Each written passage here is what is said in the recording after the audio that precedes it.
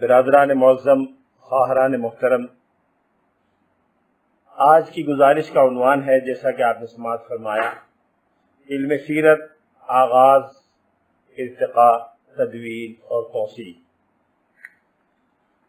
گزشتہ 2 دنوں کی گزارشات میں علم سیرت کی ضرورت و اہمیت اور علم سیرت کے مضامین اور مندرجات کی وسعت کے بارے میں گزارشات پیش کی گئی۔ آج علم سیرت کی ابتدائی تدوین کیسے ہوئی، علم سیرت کے آغاز میں کن کن حضرات نے، کن کن محدثین، کن کن سیرت نگاروں اور اہل علم نے حصہ لیا، اور کس طرح اس عظیم الشان علم کی داغ بیل ڈالی گئی، جس کا ایک مختصر سا منظر کل کی گفتگو میں پیش کیا گیا۔ اگر علم سیرت کی پوری تاریخ کا جائزہ لیا جائے تو اندازہ ہوتا ہے کہ علم سیرت اب تک 7 مختلف مدارس سے گزرا ہے، اور اب 8ویں مرحلے یا 8ویں درجے میں داخلے کے لیے تیار ہے۔ تدوین سیرت کا سب سے پہلا مرحلہ، جس پر ابھی گزارشات پیش کرتا ہوں، معلومات اور ڈیٹا کی جمع اور فراہمی کا مسئلہ تھا۔ حضور صلی اللہ علیہ وسلم کی ذات مبارک کے بارے میں تمام متعلقہ معلومات جمع کر لی جائیں، ان کو ضائع ہونے یا فراموش ہونے سے محفوظ کر لیا جائے، اور آئندہ آنے والی نسلوں تک ان کو پہنچا دیا جائے۔ اس مرحلے کے 2 حصے تھے۔ ایک حصہ تو وہ تھا جو اللہ رب العزت کی حکمت بالغہ اور تکوین حکم سے حضور علیہ السلام کی ولادت مبارکہ سے بہت پہلے شروع ہو گیا تھا۔ کل ہم نے علم الانساب کے تعارف میں دیکھا کہ حضور علیہ السلام کے اجداد، آپ کے خاندان، آپ کی امہات، آپ کی دادیوں اور نانیوں کے بارے میں معلومات جمع کرنے کا مشغلہ بہت پہلے شروع ہو چکا تھا۔ یقیناً ان لوگوں کے علم میں نہیں تھا کہ یہ معلومات کس کی خاطر جمع کرائی جا رہی ہے، یہ ڈیٹا کس کی وجہ سے جمع کیا جا رہا ہے، کس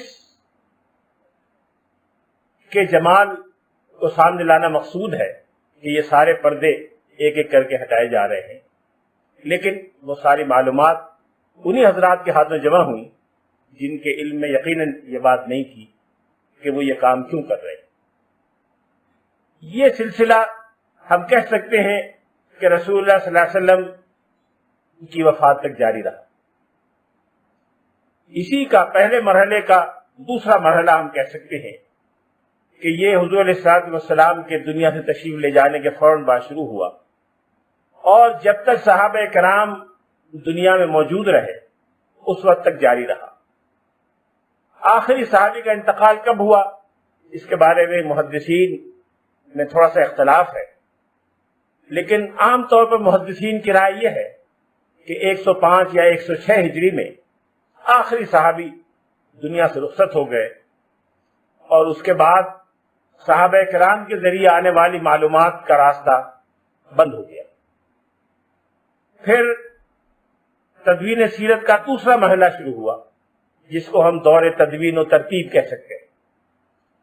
دور تدوین و ترتیب سے مراد یہ ہے کہ صحابہ کرام رضوان اللہ تعالی علیہم کے ذریعے جو معلومات آئی تھی وہ، اور پہلے سے جو معلومات جزیرہ عرب، حضور کے خاندان، جغرافیہ، تاریخ، برادری، قبیلے کے بارے میں دستیاب تھی، ان سب کو اس طرح سے موضوعوار مرتب کرنے کا کام کر لیا جائے کہ رسول اللہ صلی اللہ علیہ وسلم کی سیرت مبارکہ کا وہ نقشہ مکمل طور پر دنیا کے سامنے آ جائے جو آج ہمارے سامنے ہے۔ تدوین و ترتیب کا یہ مرحلہ تابعین اور تبع تابعین کے دور میں مکمل ہوا۔ اندازاً ہم کہہ سکتے ہیں کہ یہ سن 200 ہجری کے لگ بھگ ختم ہو گیا۔ محدثین نے تابعین کا آخری زمانہ 170-175 کے قریب قرار دیا ہے، اور تبع تابعین کا آخری دور 210-215 کے لگ بھگ ہے۔ گویا 210-215-200 کے درمیان یہ مرحلہ بھی ختم ہو گیا۔ جو مجموعے مرتب کیے جانے تھے تابعین کے ہاتھوں، صحابہ کے ہاتھوں، تبع تابعین کے ہاتھوں، وہ اس دور میں مرتب ہو گئے اور وہ سارا مجموعہ یکجا ہو گیا۔ اب اس کے ضائع ہونے کا خطرہ ہمیشہ ہمیشہ کے لیے ختم ہو گیا۔ تیسرا دور جس کے بارے میں ہم کہہ سکتے ہیں کہ وہ تصنیف و تالیف کا دور ہے، یہ سن 200 کے لگ بھگ شروع ہوا اور کم و بیش آئندہ 200 سال جاری رہا۔ 400 ہجری تک یہ مرحلہ بھی تقریباً مکمل ہو گیا۔ اس دور میں پہلے دور سے آنے والے سارے چھوٹے بڑے مجموعوں کو جمع کر کے مفصل مکمل کتابیں تیار کی گئیں۔ سیرت کو ایک باقاعدہ علم کے طور پر منظم اور مرتب کیا گیا اور وہ ذخیرہ ہم تک پہنچا۔ اس دور کی سب سے پہلی اور سب سے اہم کتاب جو انتہائی قابل ذکر ہے وہ علامہ عبد الملک ابن ہشام کی کتاب کا وہ نسخہ ہے جو انہوں نے ابن اسحاق کے کام کی بنیاد پر تیار کیا تھا۔ یہ 30 صدی ہجری کے آغاز کا کام ہے اور اس کے بعد آئندہ 200 سال تک یہ کام مزید ہوتا رہا۔ چوتھا مرحلہ جس کو ہم کہہ سکتے ہیں کہ سن 400 سے شروع ہوا اور آئندہ مزید 200 سال جاری رہا، اس کو مرحلہ استیعاب و استقصاء کہہ سکتے ہیں۔ یعنی مختلف علوم و فنون میں جو معلومات موجود تھیں، کچھ معلومات علم تفسیر میں تھیں، کچھ معلومات علم حدیث میں تھیں، کچھ معلومات مورخین مرتب کر رہے تھے، کچھ معلومات لغت نویس مرتب کر رہے تھے، کچھ معلومات جغرافیہ نویسوں کے پاس تھیں۔ ان سب کو جمع کر کے اور سیرت کے چھوٹے چھوٹے مجموعوں کو جو پچھلے 2 ادوار میں مرتب ہوئے تھے بڑے مجموعوں کی شکل میں مرتب کیا گیا۔ یہ دور سیرت مبارکہ پر بڑی بڑی کتابوں کی تدوین کا دور ہے۔ اس دور میں 6 8 10 جلدوں میں کتابیں لکھی گئیں، جن میں سے بہت سی کتابیں آج ہمارے پاس مطبوعہ اور بعض مخطوطات کی شکل میں موجود ہیں۔ پانچواں دور جس کے بارے میں ہم کہہ سکتے ہیں کہ تقریباً 600 ہجری کے لگ بھگ شروع ہوا اور کم و بیش 150 200 سال پہلے تک جاری رہا، یہ تجزیہ، مطالعہ اور تشعیب یعنی ڈائیورسیفیکیشن کا زمانہ ہے۔ اس دور میں سیرت کے مختلف پہلوؤں پر الگ الگ مطالعے سامنے آئے۔ کل عرض کیا گیا کہ کتاب النبی کے بارے میں، وثائق النبی کے بارے میں، رسول اللہ صلی اللہ علیہ وسلم کے دور کے مختلف پہلوؤں کے بارے میں، مدینہ منورہ کے بارے میں، مکہ مکرمہ کے بارے میں، صحابہ کے الگ الگ طبقات اور مجموعے، یہ سارا کام عموماً اس دور میں ہوا اور سیرت کے تمام معلومات کو، تمام جزیات کو اس طرح منقح کر دیا اہل علم نے، محدثین اور سیرت نگاروں نے، کہ اس کا ایک ایک پہلو الگ الگ روشن ہو کر ہمارے سامنے آ گیا۔ تقریباً 1280 کے لگ بھگ ہم کہہ سکتے ہیں کہ علوم سیرت میں تجدید کا ایک زمانہ آیا۔ ایک نئے انداز سے سیرت پر غور و خوض شروع ہوا، جس پر آئندہ 2 الگ گفتگو میں بات ہوگی، سیرت دور جدید میں اور مطالعہ سیرت بر صغیر میں۔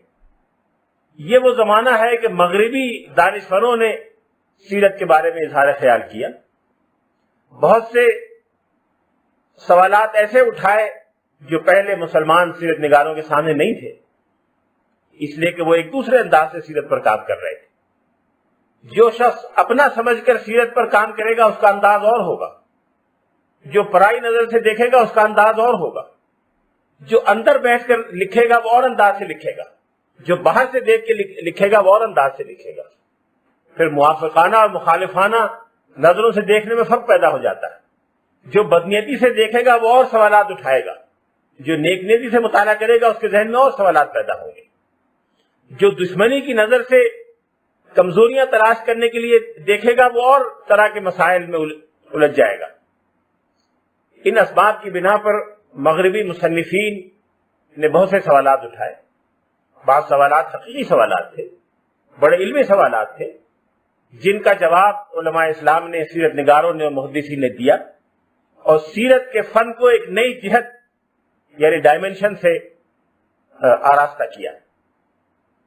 اسی کے ساتھ ساتھ بہت سے اعتراضات بھی کیے گئے، شبہات بھی اٹھائے گئے، ان شبہات کا جواب دینے کی کوشش کی گئی۔ انسان کا مزاج یہ ہے کہ جب تک اس کے سامنے کوئی شبہ یا سوال پیش نہ کیا جائے، بہت سی پیش پا استادہ حقیقتوں پر وہ غور نہیں کرتا۔ بارہا ایسا ہوتا ہے کہ ایک واقعہ یا ایک تاریخ کا کوئی حادثہ سامنے ہوتا ہے اور انسان اس کو بیان کرتا رہتا ہے، مورخین بیان کرتے رہتے ہیں۔ آئندہ کبھی جا کر کوئی خاص سوال اس کے بارے میں اٹھایا جاتا ہے تو پھر اس سوال پر لوگ غور شروع کرتے ہیں اور دستیاب مواد کی مدد سے اس کا جواب مل جاتا ہے۔ اسی طرح سے اس دور میں، جس کو ہم تجدید کا دور کہہ سکتے ہیں، مغربی مستشرقین نے بہت سے سوالات اٹھائے، جن میں سے بعض سوالات کی وجہ سے سیرت کے علم کو ایک نئی جہت دینے میں بڑی مدد ملی۔ اس کی تفصیلات ایک الگ گفتگو میں انشاءاللہ پیش کی جائے گی۔ دور حاضر کا آغاز کب سے کیا جائے، یہ بڑا دشوار ہے۔ دراصل حاضر کوئی چیز نہیں ہے، جسے زمانے موجود کہتے ہیں وہ غیر حقیقی چیز ہے، اس کی کوئی حقیقت نہیں۔ زمانہ یا ماضی ہے یا مستقبل ہے، حال سے مراد تو وہ باریک لائن ہے جو ماضی کو مستقبل سے جدا کرتی ہے۔ ایک لمحہ پہلے کی چیز ماضی ہے اور ایک لمحہ آنے والی چیز حال ہے، مستقبل ہے، اور ان کے درمیان جو باریک خط گزر رہا ہے وہ حال ہے۔ اس لیے زمانے حال جس کو کہتے ہیں وہ محض مجاز ہے، اس میں ماضی قریب اور مستقبل قریب کو ملا کر ایک فرضی اور عارضی چیز بنا لی جاتی ہے جس کو زمانے حال کہا جاتا ہے، ورنہ حقیقتاً زمانے حال کا کوئی وجود نہیں۔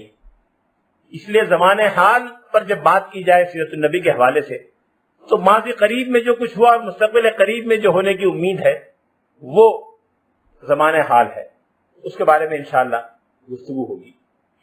آئندہ مستقبل قریب میں یا مستقبل بعید میں، یعنی فورسیبل فیوچر میں، علم سیرت کو کون کون سے چیلنجز درپیش ہیں، آئندہ کن موضوعات پر کام ہونے کا امکان ہے، کس طرح کے سوالات اٹھائے جانے کا امکان ہے، اور مسلمان اہل علم کو، سیرت سے دلچسپی اور شغف رکھنے والوں کو کن مسائل کی جواب دہی اور تحقیق کے لیے تیار رہنا چاہیے، اس پر انشاءاللہ آخری گفتگو میں بات ہوگی۔ یہ ادوار بہت متعین اور ہارڈ اینڈ فاسٹ نہیں ہے، یہ بہت ان میں تداخل پایا جاتا ہے۔ یہ کہنا کہ فلاں دور 200 میں ختم ہو گیا اور فلاں دور 600 میں ختم ہو گیا، یہ شاید اتنی قطعیت کے ساتھ درست نہ ہو۔ 200 سے کچھ معاملات میں آگے چلا جائے گا، کچھ معاملات میں پیچھے رہے گا، بعض موضوعات کے اعتبار سے یہ 150 میں شروع ہوا ہوگا، بعض موضوعات کے حساب سے 210 میں شروع ہوا ہوگا، لیکن ایک عمومی اندازہ کرنے کے لیے یہ حد بندیاں شاید مفید ثابت ہو۔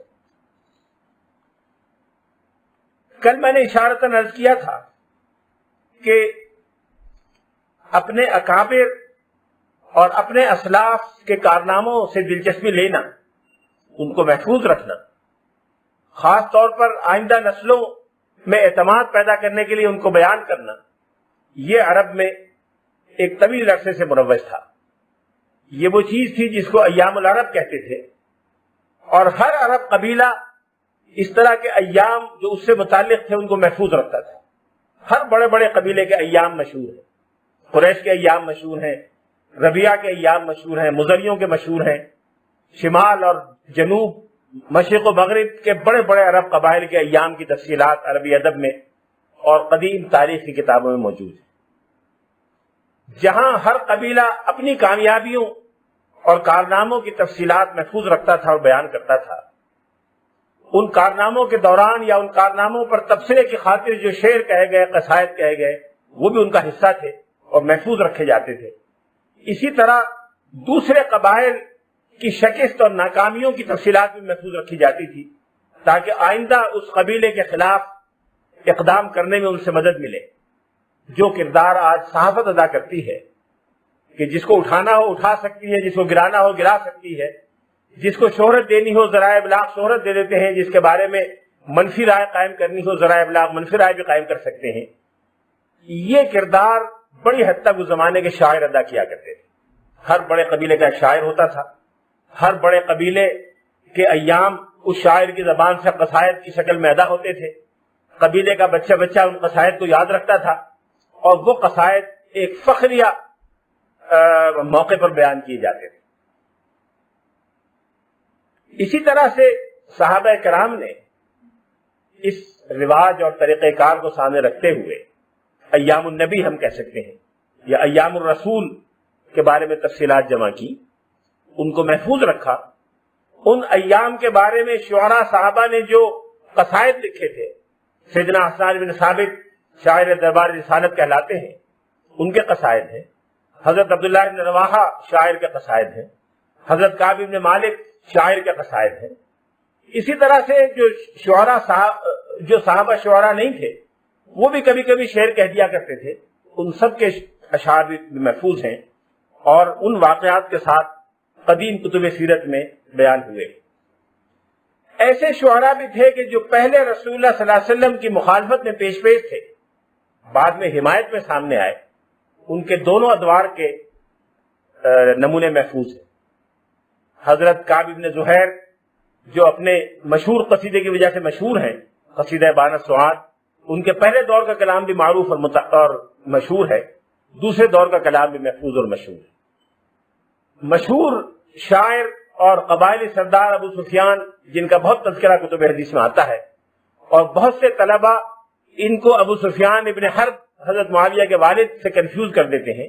یہ ابو سفیان اور ہیں، ابو سفیان ابن حارث ابن عبد المطلب رسول اللہ صلی اللہ علیہ وسلم کے چچزاد بھائی تھے، بچپن میں حضور کے انتہائی قریبی دوست اور ساتھیوں میں تھے، رسول اللہ صلی اللہ علیہ وسلم سے بڑی محبت تھی، لیکن حضور کے اعلان نبوت کے بعد کسی وجہ سے پیغام کو قبول نہیں کر پائے، مخالفت میں بہت آگے چلے گئے، اور مخالفت میں جتنے قصائد ابو سفیان کی زبان سے ادا ہوئے اتنے قصائد شاید کم کسی نے لکھے۔ بعد میں ایک موقع پر فتح مکہ سے کچھ پہلے اسلام قبول کر لیا، اور پھر حضور کی محبت اور عقیدت میں کسی اور صحابی سے پیچھے نہیں رہے۔ آپ نے سنا ہوگا کہ غزوہ حنین کے موقع پر جب پہلے حملے میں مسلمانوں کے قدم اکھڑ گئے اور چند لوگ حضور کے ساتھ رہ سکے، ان میں سے ایک نام ابو سفیان کا بھی آتا ہے، وہ یہ ابو سفیان ابن الحارث ابن عبد المطلب ہے، حضور علیہ الصلوۃ والسلام کے چچزاد بھائی۔ اور اس موقع پر جتنی جانثاری سے انہوں نے حضور کا دفاع کیا، اس میں کسی نے کہا ہے، مجھے معلوم نہیں، یاد نہیں رہا کہ یہ حدیث ہے یا کسی صحابی کا قول ہے، کہ ابو سفیان نے پچھلی ساری کسر پوری کر دی۔ یہ واقعات تھے جو صحابہ کرام نے سب سے پہلے محفوظ رکھے، اور جن صحابہ کرام کی زبان سے محفوظ ہوئے وہ صحابہ کرام تھے جو شاعر بھی تھے اور ماضی میں ایام العرب سے دلچسپی بھی لیا کرتے تھے۔ کل کی گزارشات میں عرض کیا گیا تھا کہ سیرت پاک کے مصادر میں بنیادی مآخذ میں قرآن پاک بھی شامل ہے۔ قرآن پاک کی تدوین اور جمع بھی ایک طرح سے سیرت کی جمع و تدوین ہے۔ جب قرآن پاک جمع ہو رہا تھا، اس کو مدون کیا جا رہا تھا، تو اس کے ساتھ ساتھ سیرت بھی مدون ہو رہی تھی۔ قرآن پاک میں سیرت کے تمام اہم واقعات، خاص طور پر ہجرت سے لے کر اور حضور علیہ الصلوۃ والسلام کے آخری غزوہ تبوک تک، ہر اہم واقعے پر قرآن پاک میں تفصیلی تبصرہ موجود ہے۔ مکی دور میں کفار مکہ نے جو اعتراضات کیے، جو سوالات کیے، جو شبہات کیے، ان سوالات کا جواب بھی ہے، ان شبہات کی وضاحت بھی ہے، ان غلط فہمیوں اور الجھنوں کی تردید بھی ہے۔ اس طرح سے مکی دور گویا دعوت اسلامی کے نظری پہلوؤں کو اور مدنی دور دعوت اسلامی کے عملی پہلوؤں کو محفوظ کیے ہوئے۔ قرآن پاک سے مثالیں دی جائیں گی تو بات بڑی لمبی ہو جائے گی، لیکن ہجرت کے واقعات قرآن پاک میں سورہ انفال میں محفوظ ہے۔ کما اخرجک ربک من بیتک بالحق وان فریقا من المؤمنین لکارہون، غزوہ بدر۔ اسی طرح سے غزوہ بدر پر پورا تبصرہ سورہ انفال میں ہے۔ ہجرت کے واقعات سورہ توبہ کے ایک حصے میں ہے۔ غزوہ تبوک پر تبصرہ سورہ توبہ کے ایک حصے میں خاصا طویل موجود ہے، جس میں منافقین کے وجود، منافقین کی سازشیں، منافقین کی کرتوت، ان سب کی طرف اشارے موجود ہیں۔ منافقین نے اسلام کے خلاف سازشیں کرنے کے لیے جو مسجد بنائی، مسجد ضرار، جس کو حضور کے حکم سے گرا دیا گیا پھر جلا دیا گیا، اس کا تذکرہ بھی قرآن پاک میں نام لے کر مسجد ضرار کے نام کے ساتھ موجود ہے۔ ظاہر قرآن پاک کی تدوین کے ساتھ ساتھ یہ سارے معاملات بھی اور یہ سارے واقعات مدون ہو گئے۔ یہ تدویر سیرت کا پہلا مرحلہ تھا۔ قرآن پاک کی تدوین کی تفصیل بیان کرنے کی ضرورت نہیں، لیکن 2-3 اشارے اختصار کے ساتھ کیے جا سکتے ہیں۔ قرآن پاک پہلی اور شاید آخری مذہبی کتاب ہے، یقیناً آخری اور شاید پہلی مذہبی کتاب ہے جس کو اس کے نزول کے ساتھ ساتھ نہ صرف ضبط تحریر میں لایا گیا بلکہ اس کے سینکڑوں اور ہزاروں نسخے بیک وقت تیار ہوئے، اور سینکڑوں اور ہزاروں صحابہ کرام نے اس کو اسی وقت زبانی یاد کرنا شروع کر دیا۔ زبانی یاد کرنے کی روایت تو یقیناً آج بھی کسی قوم میں موجود نہیں ہے، آج بھی کسی قوم میں اپنی مذہبی کتابوں کے حفاظ نہیں پائے جاتے، صرف قرآن پاک کے حفاظ پائے جاتے ہیں۔ لیکن یہ بھی ایک حقیقت ہے کہ قرآن پاک جس طرح سے لکھا گیا اس طرح سے کوئی اور کتاب نہیں لکھی گئی۔ حضرت موسیٰ علیہ السلام کو اللہ تعالیٰ نے لکھی ہوئی تختیاں دے دی، فَأَخَذَ الْأَلْوَاحَ، انہوں نے تختیاں لے لی اور لا کے اپنی قوم کو دے دی۔ وہ تختیاں طویل عرصے تک ایک صندوق میں چلتی رہیں، ایک تابوت میں، جس کا ذکر قرآن پاک میں بھی آیا ہے۔ وہ تابوت جب گم ہو گیا ایک جنگ میں تو تورات بھی گم ہو گئی، اس کے بعد سے تورات آج تک نہیں ملی۔ اس کے کئی سو سال بعد ایک بزرگ نے، ہمارا عقیدہ ہے کہ وہ اللہ کے پیغمبر تھے، لیکن یہودی انہیں پیغمبر نہیں مانتے، ربی کہتے ہیں، انہوں نے بقول یہودی روایت کے اپنی یادداشت سے تورات لکھ دی۔ ہم مان لیتے ہیں کہ صحیح لکھ دی ہوگی، یقیناً ایک معجزہ ہوگا، اگر یہ واقعہ صحیح ہے تو معجزہ ہوگا، انہیں لکھ دی ہوگی، لیکن وہ جو لکھتی تھی وہ بھی ایک دوسری جنگ میں ضائع ہو گئی۔ اس کے بعد کوئی ربی بھی نہیں پیدا ہوا، نبی بھی نہیں پیدا ہوا، کسی نے یادداشت سے لکھی بھی نہیں۔ اس کے بعد جو کچھ تورات کے نام سے ہے وہ آپ کے سامنے ہے، جس میں انبیاء علیہ السلام پر اخلاق نوعیت کے الزامات ہیں، بدکاری کے الزامات ہیں، اغوا کے الزامات ہیں، قتل کے الزامات ہیں، اور اس تورات میں یہ بھی لکھا ہوا ہے کہ جب موسیٰ مر گیا تو سڑک کے کنارے چٹان کے نیچے اس کو دفن کر دیا گیا، چنانچہ فلاں جگہ دائیں ہاتھ پر اس کی قبر ہے۔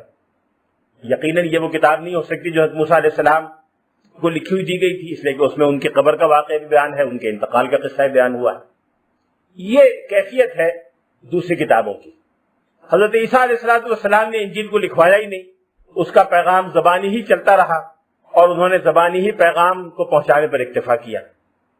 یہی حال بقیہ کتابوں کا ہے۔ اس لیے قرآن مجید پہلی کتاب ہے اور آخری کتاب ہے جو اپنے نزول کے ساتھ ساتھ لکھی گئی اور لکھوائی گئی۔ مکے کے روز آغاز سے اس کو لکھا جانا شروع کر دیا گیا تھا۔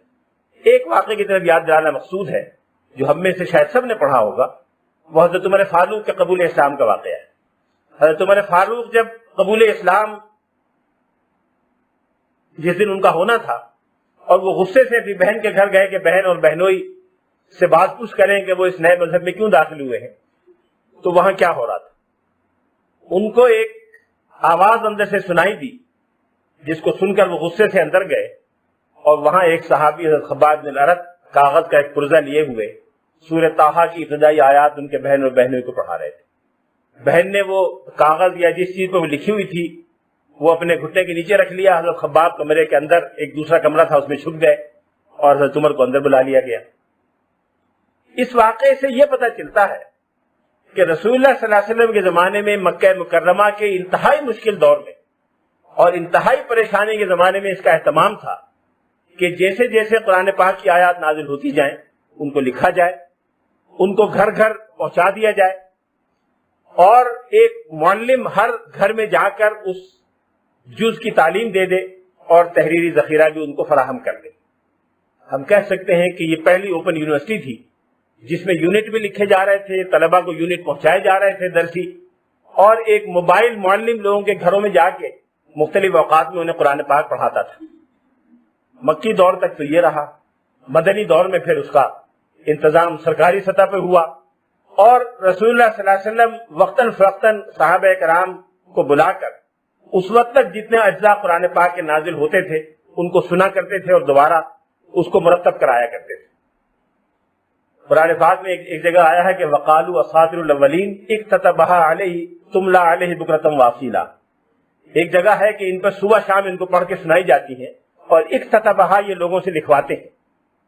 یہ جس واقعے کی طرف اشارہ ہے وہ یہ ہے کہ جیسے قرآن کی آیت نازل ہوتی تھی رسول اللہ صلی اللہ علیہ وسلم اس کو بلا کے لکھوا دیا کرتے تھے، اور جس صحابی کے پاس جو لکھنے کا ذریعہ تھا اس کے حساب سے اس کو لکھ لیا کرتے تھے، کاغذ پر بھی रख पर भी, पार्चमेंट पर, लकड़ी की तख्तियों पर, पत्थर की तख्तियों पर और ऊंट के कंधे की हड्डी से बनी हुई तख्ती पर। फिर जब कोई सूरत मुकम्मल होती थी तो रसूलुल्लाह सल्लल्लाहु अलैहि वसल्लम फरमाते थे कि वो सारे अज्जा ले आओ। वो सारे अज्जा लाकर साहबा पढ़ के सुनाते थे, फिर हुजूर बताते थे कि उसकी तरतीब ये है। ये थी जिसको उन्होंने कहा कि तुमला अलैहि बुकरतम वासीला। सही बुखारी की एक रिवायत भी हज़रत ज़ैद ने साबित की कि हम कुन्ना नुअल्लिफुर रिक़ा इंदा रसूलुल्लाह सल्लल्लाहु अलैहि वसल्लम मिनल कुरान, कि हम रसूलुल्लाह सल्लल्लाहु अलैहि वसल्लम की मजलिस में ये सारे पुर्जे और पर्चे लेकर जाया करते थे और कुरान पाक की तालीफ यानी मुरत्तब अंदाज में उन सूरतों को लिखा करते थे। ये निजाम हुजूर के जमाने में जारी रहा। रमजान का महीना जब आता था तो रसूलुल्लाह सल्लल्लाहु अलैहि वसल्लम एक खास दौर कुरान पाक का किया करते थे, जिसका सही बुखारी में तज़किरा है। सहाबा कराम को बुलाया जाता था, जिसके पास जो लिखा होता था पढ़ के सुनाता था। रसूलुल्लाह सल्लल्लाहु अलैहि वसल्लम सुन के तस्दीक फरमा दिया करते थे, जहां गलती होती थी उसकी इस्लाह कर दिया करते थे। फिर हुजूर पढ़ते थे और सहाबा कराम अपने लिखे हुए नुस्खों में इस्लाह कर लिया करते थे। फिर हुजूर और जिब्रील अमीन के दरमियान एक दौर हुआ करता था। जब आखिरी रमजान था तो हुजूर का दौर जिब्रील के साथ 2 मरतबा हुआ। हुजूर ने हज़रत सिद्दीक को कॉन्फिडेंस में लेकर कहा कि इस मरतबा जिब्रील ने मेरे साथ 2 मरतबा दौर किया है, मेरा ख्याल है कि ये आखिरी रमजान है, इसके बाद मौका नहीं आएगा। और ऐसा ही हुआ कि वो आखिरी रमजान साबित हुआ। इस थोड़ी सी तफसील से जो बहुत इख्तिसार के साथ मैंने गुजारिश की, पता ये चला कि कुरान पाक जिसमें सीरत के बारे में तफसीर और मालूमात भी शामिल थी, रसूलुल्लाह सल्लल्लाहु अलैहि वसल्लम की दुनिया से तशरीफ ले जाने के बाद मुकम्मल तौर पर मुरत्तब हो चुका था। सहाबा कराम में से सैकड़ों को मुकम्मल कुरान पाक, बल्कि हजारों को मुकम्मल तौर पर ज़बानी याद था तरतीब के साथ, और लाखों सहाबा कराम ऐसे थे जिनको जुज़वी तौर पर बगैर तरतीब के ज़बानी याद था। सैकड़ों सहाबा कराम ऐसे थे जिनके पास ये सारे अज्जा लिखे हुए मौजूद थे। चुनांचे किसी साहबे के बारे में मिलता है कि मेरे पास एक संदूक में ये अज्जा लिखे हुए थे, किसी के बारे में मिलता है कि मैंने एक थैले में इन सब अज्जा को रखा हुआ था, किसी के बारे में मिलता है कि मैंने एक अलमारी में ये सब चीजें महफूज की हुई थी। कागज के पुर्जे, पार्चमेंट, तख्तियां, लकड़ी की तख्ती, पत्थर की तख्तियां, ये सब एक जगह महफूज थी। ये सूरत कुरान पाक की थी कि रसूलुल्लाह सल्लल्लाहु अलैहि वसल्लम दुनिया से तशरीफ ले गए। हजारों सहाबा कराम को कुरान याद है, लाखों सहाबा कराम को जुज़वी तौर पर याद है, और हजारों सहाबा कराम के पास मुकम्मल अज्जा कुरान पाक के लिखे हुए मौजूद है। चंद सहाबा कराम ऐसे भी थे जिनके पास मुरत्तब तौर पर लिखे हुए अज्जा भी मौजूद थे, उन्होंने उसको तरतीब दे लिया था। सैयदना सिद्दीक़ अकबर रज़ियल्लाहु ताला अन्हु के जमाने में ग़ज़वा जंग यमामा में सहाबा कराम की एक बड़ी तादाद शहीद हो गई, जिनमें 700 सहाबा कराम वो भी थे जो कुरान पाक के हाफिज थे। इन सहाबा कराम की शहादत की इत्तला से हज़रत उमर फारूक को यह खदशा हुआ कि अगर सहाबा कराम हुफ़ाज़ इसी तरह शहीद होते गए तो कुरान की तरतीब के बारे में इख्तिलाफ न पैदा हो जाए। इसलिए कि हर एक के पास अज्जा सारे महफूज हैं, हजारों सहाबा कराम कुरान के हुफ़ाज़ भी हैं, लेकिन अगर हुफ़ाज़ कराम एक एक करके दुनिया से चले गए तो आइंदा आने वालों को ये इल्तिबास पैदा हो सकता है कि इसकी तरतीब क्या है। एक थैले में सब सूरतें लिखी हुई हैं, उसमें सूरह फातिहा पहले है, बकरा है, फिर आले इमरान है, ये कैसे पता चलेगा? हो सकता है बाद में आने वालों में कोई आले इमरान को पहले लिख दे, बकरा को बाद में लिखे। मुमकिन है कोई ये कहे कि ये सूरह अलग तो पहले नाजिल हुई थी, ये पहले आनी चाहिए, बकिया चीजें बाद में आनी चाहिए, तो तरतीब बदल सकती है। इसलिए हज़रत उमर फारूक ने मशवरा दिया और जनाब सिद्दीक़ अकबर ने इसको तस्लीम किया और कुरान पाक का एक सरकारी नुस्खा मौजूदा तरतीब के साथ, तरतीब तिलावत के साथ, जिस तरतीब से रसूलुल्लाह सल्लल्लाहु अलैहि वसल्लम पढ़ा करते थे, जिस तरतीब से हुजूर ने अर्जा में दौर किया, जिस तरतीब से सहाबा कराम को याद करवाया, उस तरतीब से मुरत्तब करा दिया और ये मस्जिद नबवी में रख दिया गया। लेकिन सहाबा कराम अपने तौर पर भी अपने अपने नुस्खे तैयार करते रहे। बहुत से सहाबा कराम के अपने नुस्खे थे।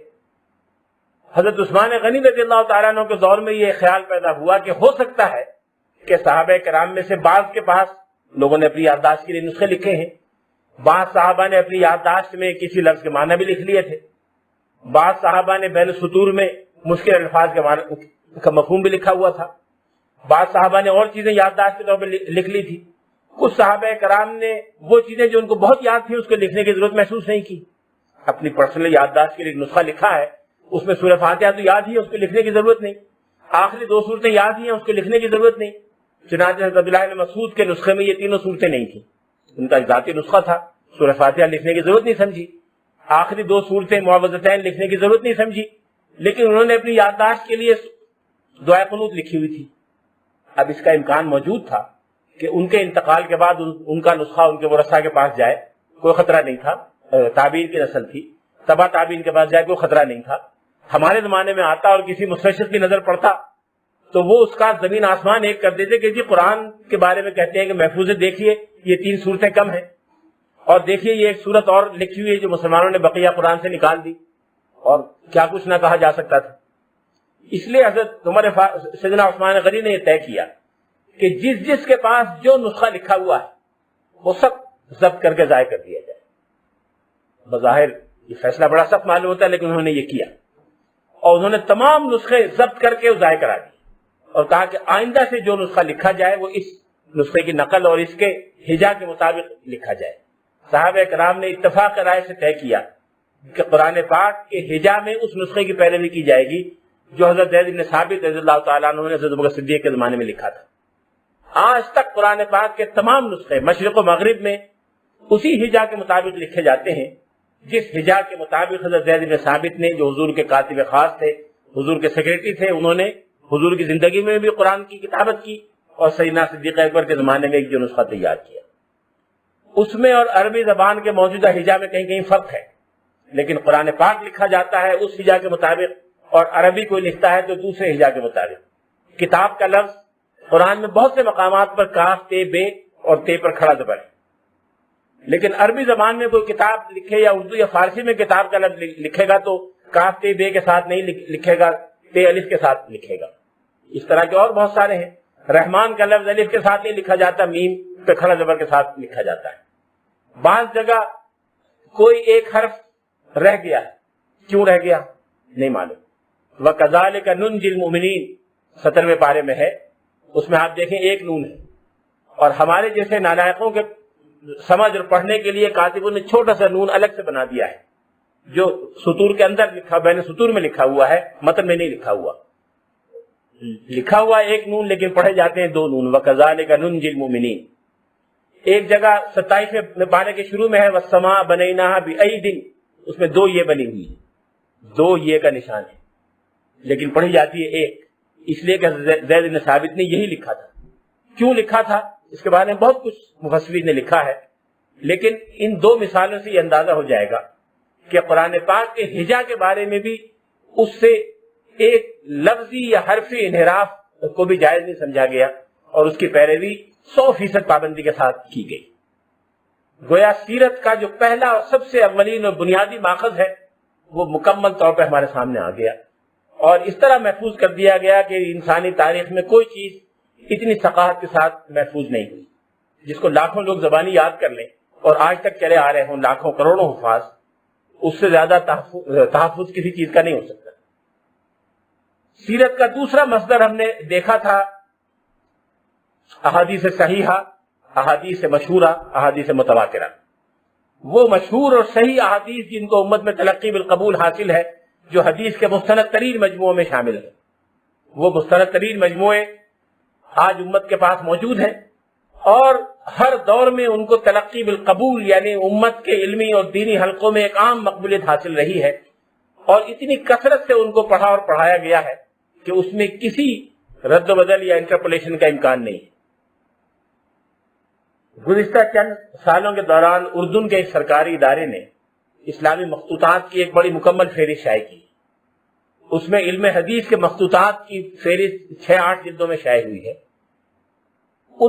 ان فہرستوں میں صحیح بخاری کے مخطوطات پر ایک مکمل جلد ہے، اور کئی ہزار نسخے صحیح بخاری کے دنیا کے مختلف کتبخانوں میں 600 سال، 700 سال، 800 سال پہلے کے اور 1000 سال پہلے کے لکھے ہوئے موجود ہیں، جس سے یہ بات بالکل واضح اور ثابت ہو جاتی ہے کہ حدیث کی مستند ترین کتابیں دنیا کے ہر زمانے میں، ہر علاقے میں اور دنیا اسلام کے ہر شہر میں، ہر دور میں لکھی گئی، متداول اور محفوظ رہیں، مقبول رہیں، ان میں کوئی فرق ذرہ برابر نہیں ہے۔ صحیح بخاری میں ایک روایت آئی ہے جس کو بطور مثال میں دینا چاہتا ہوں. اس میں ایک بار امام بخاری نے باندھا ہے کہ رسول اللہ صلی اللہ علیہ وسلم نے مختلف حکمرانوں کو دعوت اسلام جب دی تو کیسے دی. اس میں حضور نے لکھا کہ امام بخاری نے روایت کی ہے کہ رسول اللہ صلی اللہ علیہ وسلم نے خطوط لکھے، اس میں قیصر روم کے نام جو خط تھا وہ یہ تھا: بسم اللہ الرحمن الرحیم من محمد عبداللہ ورسولہ الی ہرقل عظیم الروم اما بعد سلام علی من اتبع الہدی اما بعد فانی ادعوک بدعوۃ الاسلام اسلم تسلم یؤتک اللہ اجرک مرتین فإن تولیت فعلیک اسم الیریسیین والسلام علی من اتبع الہدی محمد رسول اللہ. یہ متن امام بخاری نے بیان کیا ہے. آج سے کم و بیش پونے 200 سال پہلے مغربی ماہرین کے سرٹیفیکیشن کے مطابق اس نام مبارک کا اصل ٹیکسٹ دریافت ہوا، اصل متن دریافت ہوا، جس کو بہت سے ماہرین نے غور کیا اور اس پہ ہزاروں تحریریں لکھی گئی، گفتگویں ہوئیں، مختلف جگہ اس پر بحثیں ہوئیں، کتابوں میں اس کے بارے میں اظہار خیال کیا گیا. اس دریافت شدہ نام مبارک میں اور صحیح بخاری کے اس متن میں جو میں نے آپ کے سامنے بیان کیا، ذرہ برابر فرق نہیں، بالکل ایک حرف کا بھی فرق نہیں، بالکل یہی الفاظ اور یہی متن ہے اس میں جو اس میں لکھا ہوا ہے. اس طرح سے علم حدیث جو سیرت کا دوسرا سب سے بڑا اور مستند ترین ماخذ ہے وہ محفوظ ہو گیا اور ہمارے سامنے چلا آ رہا ہے. ضمناً ایک چھوٹی سی بات اور عرض کرنا چاہتا ہوں جس کو بہت سے مغربی مصنفین بارہا بیان کرتے رہتے ہیں اور ہمارے بہت سے لوگ اس کو بغیر سوچے سمجھے دہراتے رہتے ہیں. وہ یہ ہے کہ حدیثیں 34 صدی ہجری میں مرتب ہوئیں. محدثین نے جو کچھ قصے کہانیاں بازار میں مشہور تھے، ہر واقعے کے ہر قوم میں کچھ نہ کچھ داستانے اور افسانے مشہور ہوتے ہیں، وہ افسانے اور داستانے سنے اور سن کر علم حدیث کے نام سے ایک فن جمع کر دیا. یہ عام طور پہ محدثین کی کاوشوں کے بارے میں مغربی مستشرقین نے لکھا ہے اور کچھ لوگ دنیا اسلام میں اس کو دہراتے رہتے ہیں. اس پر اتنی وضاحت اور تفصیل کے ساتھ غور و خوض ہوا ہے پچھلے 100 سالوں کے دوران کہ تدوین حدیث کے ایک ایک پہلو پر لوگوں نے درجنوں کتابیں لکھی ہیں اور اس میں پھر بر صغیر کے اہل علم نے بڑا پائنیرنگ کردار ادا کیا ہے، جنہوں نے سب سے پہلے یہ ثابت کیا کہ علم حدیث کی سند اور ثقافت کن بنیادوں پر قائم ہے. ہمارے بر صغیر کے مشہور عالم اور محقق تھے مولانا مناظر حسن گیلانی. انہوں نے سب سے پہلے ایک ضخیم کتاب لکھی تھی تدوین حدیث پر، جس میں انہوں نے وہ بنیادیں وضع کی جن بنیادوں پر آئندہ 50 سالوں میں کم و بیش 1 درجن محققین نے علم حدیث کی تاریخ پر غور کیا اور یہ ثابت کیا کہ صحابہ کرام کے زمانے میں صحابہ کرام کے دست مبارک سے احادیث کے کم از کم 48 مجموعوں کا تذکرہ کتب حدیث میں موجود ہے. تابعین نے جو مجموعے مرتب کیے ان میں سے جن مجموعوں کی نشاندہی ہوتی ہے کتب حدیث اور سیرت میں، ان کی تعداد 250 ہے. ڈاکٹر حمید اللہ مرحوم نے تابعین کے مرتب کیے ہوئے 7 مجموعے ایک کتاب کی شکل میں محفوظ تھے، اس کو ایڈٹ کیا ہے، اس کا انگریزی ترجمہ کیا ہے، انگریزی میں مقدمہ لکھا ہے اور وہ کتاب الصد والفرد کے نام سے اسلام آباد میں شائع ہوئی. اس سے پہلے حضرت ابو ہریرہ کا مرتب کیا ہوا ایک مجموعہ، صحابی رسول، ان کے مرتب کیا ہوا ایک مجموعہ ان کے شاگرد حمام ابن منبہ نے مرتب کیا تھا، وہ نسخہ دریافت ہوا، ڈاکٹر حمید اللہ صاحب نے ایڈٹ کیا، انگریزی، اردو، فرانسیسی، جرمن مختلف زبانوں میں ترجمے ہوئے، وہ نسخہ آج مطبوعہ موجود ہے. ترکی کے ایک انتہائی بالغ نظر اور شاید دور جدید کے صف اول کے محققین میں سے ایک محقق ڈاکٹر فؤاد سیزگن جو جرمنی میں رہتے ہیں اور جرمن میں انہوں نے انتہائی عالمانہ کتابیں اسلامی موضوعات پر لکھی ہیں. انہوں نے ایک کتاب لکھی تھی صحیح بخاری کے ماخذ پر، اور صحیح بخاری کے ماخذ کے بارے میں انہوں نے یہ ثابت کیا تھا دلائل کے ساتھ، جس کا کوئی جواب کسی مغربی مستشرق کے پاس نہیں تھا، کہ صحیح بخاری میں جو کچھ مواد شامل ہے وہ سارا کا سارا نہ صرف مستند ترین زبانی روایت سے امام بخاری تک پہنچا، بلکہ اس میں سے ہر روایت کے پیچھے مسلسل تحریری ذخائر موجود تھے. انہوں نے کہا کہ امام بخاری کے استاد تھے عبدالرزاق صنعانی. امام بخاری نے بہت سی روایات عبدالرزاق سے لی ہیں. عبدالرزاق کی اپنی کتاب موجود تھی جو اب چھپ گئی، اس وقت تک چھپی نہیں تھی. وہ ساری احادیث جو امام بخاری نے عبدالرزاق سے لی ہیں وہ جوں کی توں مصنف عبدالرزاق میں موجود. عبدالرزاق کے استاد تھے معمر ابن راشد ازدی. معمر ابن راشد کی کتاب سنن اس وقت تک نہیں چھپی تھی، چھپ گئی. اس میں وہ احادیث جو عبدالرزاق نے معمر سے لی ہیں وہ ساری کی ساری جوں کی توں موجود ہے. اور معمر کے سامنے جو ذخائر موجود تھے ان میں سے بعض چھپ گئے ہیں جن میں وہ احادیث موجود. گویا ایک ایک اسٹیج پر نہ صرف زبانی روایت درجنوں اساتذہ کی اور درجنوں تابعین اور تبع تابعین کی موجود تھی، بلکہ ان میں سے ہر روایت کے پیچھے ایک تحریری سند بھی ان میں سے ہر محدث کے پاس موجود تھی. پھر خود رسول اللہ صلی اللہ علیہ وسلم کی حیات مبارکہ میں کئی صحابہ کرام تھے جو حضور کی اجازت سے احادیث لکھنے کا کام کیا کرتے. ان میں سے ایک مشہور صحابی ہیں عبداللہ بن عمرو بن العاص، جن کا مزار مبارک مصر میں ہے، اور فاتح مصر حضرت عمرو بن العاص کے بیٹے ہیں. یہ مدینہ منورہ میں رہتے تھے، باپ سے پہلے اسلام لے آئے تھے اور حضور کی زبان مبارک سے نکلنے والا ہر لفظ لکھا کرتے تھے.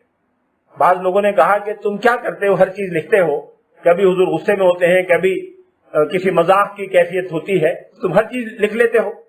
انہوں نے حضور سے کہا کہ بعض لوگوں نے یہ کہا ہے، تو آپ نے فرمایا جو سنو وہ لکھ لو، اس لیے کہ میری اس زبان سے کوئی چیز حق کے علاوہ نہیں نکلتی. چنانچہ وہ لکھا کرتے تھے. ان کا مرتب کیا ہوا مجموعہ محفوظ ہے، اور علم حدیث کے طلباء نے بعض احادیث کی سند پڑھی ہوگی، عن عمرو بن شعیب عن ابیہ عن جدہ عن النبی صلی اللہ علیہ وسلم.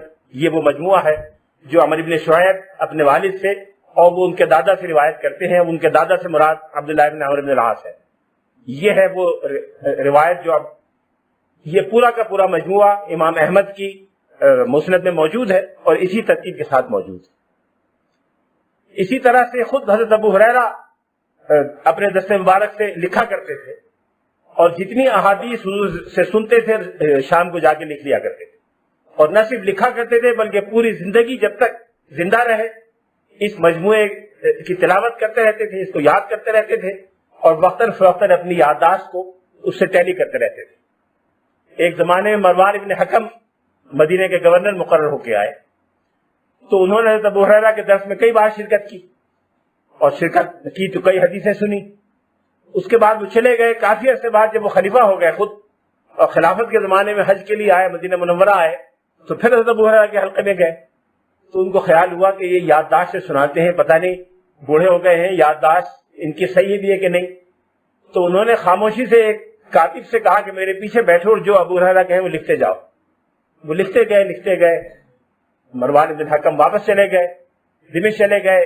2-2.5 سال بعد پھر آنا ہوا تو اپنے کاتب کو ساتھ لائے اور حضرت ابو ہریرہ سے کہا کہ میں آپ سے فلاں حدیث سننا چاہتا ہوں. کاتب سے کہا کہ دیکھتے رہنا. کاتب پیچھے اپنی یادداشت کھول کے بیٹھ گیا. حضرت ابو ہریرہ نے زبانی سنانے شروع کیا. جب پورا سنا چکے تو مروان نے ان سے کہا، ان کا پیشانی چومی اور کہا کہ میں نے آج سے 3-4 سال پہلے جو احادیث سنی تھی، آج اس میں ایک حرف ایک لفظ کا فرق میں نے نہیں پایا. لا وقص فیہا ولا شطط، نہ اس میں کوئی کمی ہے نہ بیشی، اور میں یہ چیک کرنا چاہتا تھا. حضرت ابو ہریرہ نے کہا کہ آپ کو یہ شک ہے کہ ابو ہریرہ حضور کے بارے میں غلط باتیں بیان کرے گا؟ ان کو لے کے اپنے گھر گئے کہ آپ ذرا میرے گھر چلیے. گھر لے جا کر ایک کمرے میں بہت بڑے بڑے ذخائر تحریری موجود تھے، اور کہا یہ میرے تحریری ذخائر ہیں، حضور کے زمانے کے لکھے ہوئے ہیں. میں روزانہ آ کے ان میں سے ایک جز کو یاد کرتا ہوں اور اس وقت دہراتا ہوں. جس دن مجھے یہ پتا چلا کہ میری یادداشت جواب دے گئی، اس دن میں حدیث کی روایت کرنا بند کر دوں گا.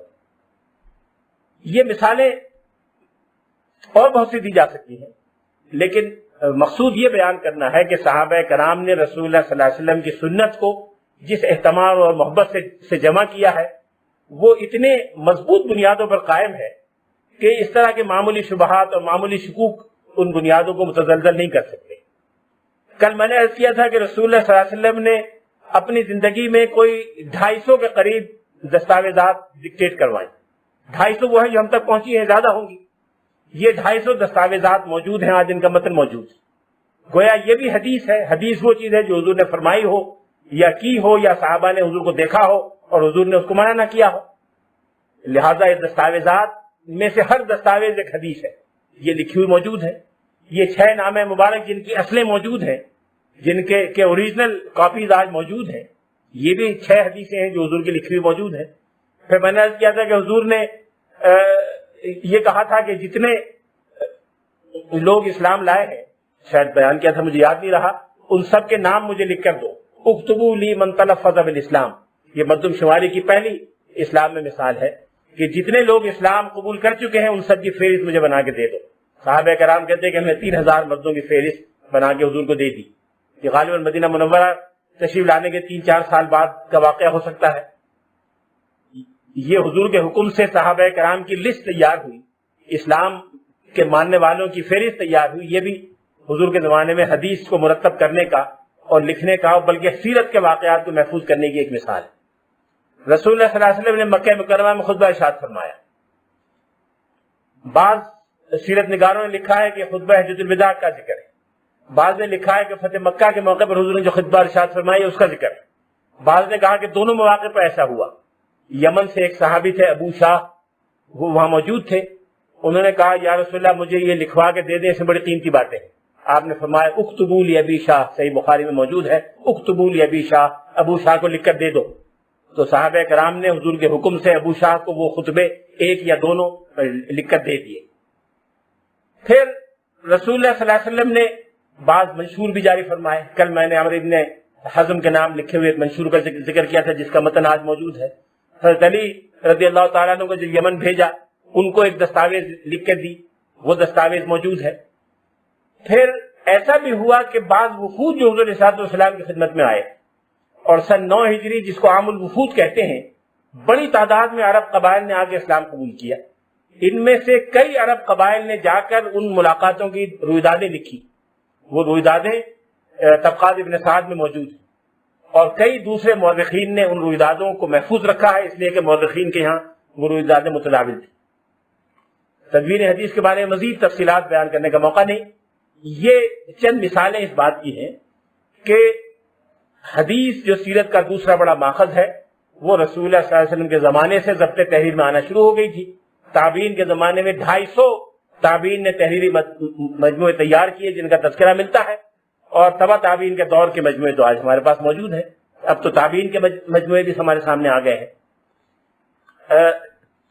تیسرا پہلا مرحلہ یا تیسرا اسٹیج پہلے مرحلے میں تدوین سیرت کا ہے کہ سیرت کے واقعات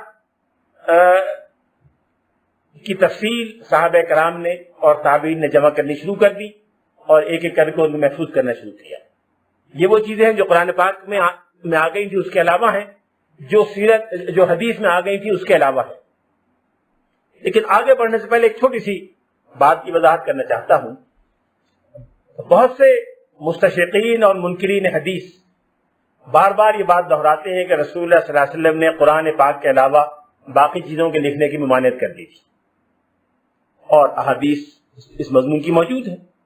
اس سے وہ یہ ثابت کرنا چاہتے ہیں کہ علم حدیث کا لکھا جانا یا رسول اللہ صلی اللہ علیہ وسلم کی ہدایات کا ضبط تحریر میں لایا جانا، یہ رسول اللہ صلی اللہ علیہ وسلم کے فرمان کی خلاف ورزی تھی، اور جن لوگوں نے کیا انہوں نے فرمان نبوی کو نظر انداز کر کے اور حضور کی منشا کے خلاف ایک کام کیا، اور ایسی چیز اسلام میں داخل کر دی جس سے حضور نے منع کیا تھا۔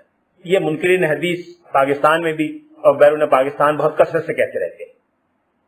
ابھی تدوین حدیث کی مثالیں میں نے آپ کے سامنے بیان کی۔ حضور کی موجودگی میں صحابہ کرام کے تحریر ذخائر موجود تھے، حضور کی اجازت سے صحابہ کرام لکھ رہے تھے، اس لیے یہ کہنا تو بالکل غلط ہے کہ رسول اللہ صلی اللہ علیہ وسلم نے جس چیز کی ممانعت کی تھی وہ احادیث کی تدوین تھی۔ حضور علیہ الصلوۃ والسلام نے جو ممانعت فرمائی تھی وہ دو طرح کی تھی۔ ایک تو ان صحابہ کرام کو جو وحی کے کاتبین تھے ان کو ممانعت تھی کہ تم قرآن کے علاوہ کچھ مت لکھو، لا تکتبوا عنی غیر القرآن، یہ الفاظ ہیں اس حدیث کے کہ مجھ سے سن کر قرآن کے علاوہ کچھ اور مت لکھو، اس لیے کہ اس بات کا خطرہ موجود تھا کہ حضرت زید بن ثابت کے اپنے ذخائر میں قرآن کے علاوہ بھی اگر کوئی چیز لکھی ہوئی ان کے دست مبارک کی ہوئی تو ان کے شاگردوں میں، ان کے بعد آنے والوں میں یہ التباس پیدا ہو سکتا ہے کسی کو کہ یہ بھی انہیں کے ہاتھ کا لکھا ہوا ہے، یہ بھی قرآن ہو سکتا ہے۔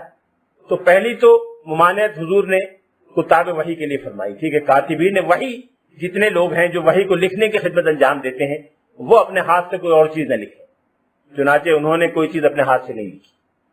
دوسری چیز حضور نے فرمایا کہ ایک اور حدیث ہے جس میں کہ مجھ سے قرآن کے علاوہ کچھ مت لکھو، ومن کتب عنی غیر القرآن فلیمحہ، اور کسی نے اگر کوئی چیز لکھی ہے تو اس کو مٹا دے۔ بعض دفعہ ایسا ہوتا تھا کہ صحابہ کرام حضور سے سن کے قرآن پاک کی آیات لکھا کرتے تھے، کسی لفظ کے معنی پوچھ لیتے تھے تو معنی بھی وہی لکھ دیا کرتے تھے۔ چنانچہ حضرت عائشہ صدیقہ نے حضور سے پوچھا کہ جس صلاۃ وسطیٰ کا قرآن پاک میں ذکر ہے، حافظوا علی الصلوات والصلاۃ الوسطیٰ، اس سے کیا مراد ہے؟ تو آپ نے فرمایا نماز عصر مراد ہے۔ تو انہوں نے اس کے نیچے لکھ دیا صلاۃ الوسطیٰ کے نیچے صلاۃ العصر، تاکہ ان کو یاد رہے۔ یہ چیز کاتبان وحی کے لیے ممانعت کر دی گئی۔ کاتبان وحی کو کہا گیا کہ قرآن پاک جب لکھیں تو وہاں قرآن کے علاوہ کچھ نہ لکھیں، اور لکھا ہو تو مٹا دیں، اس لیے کہ ان کے ہاتھ کا لکھا ہوا ہوگا وہ التباس کا سبب بن سکتا ہے۔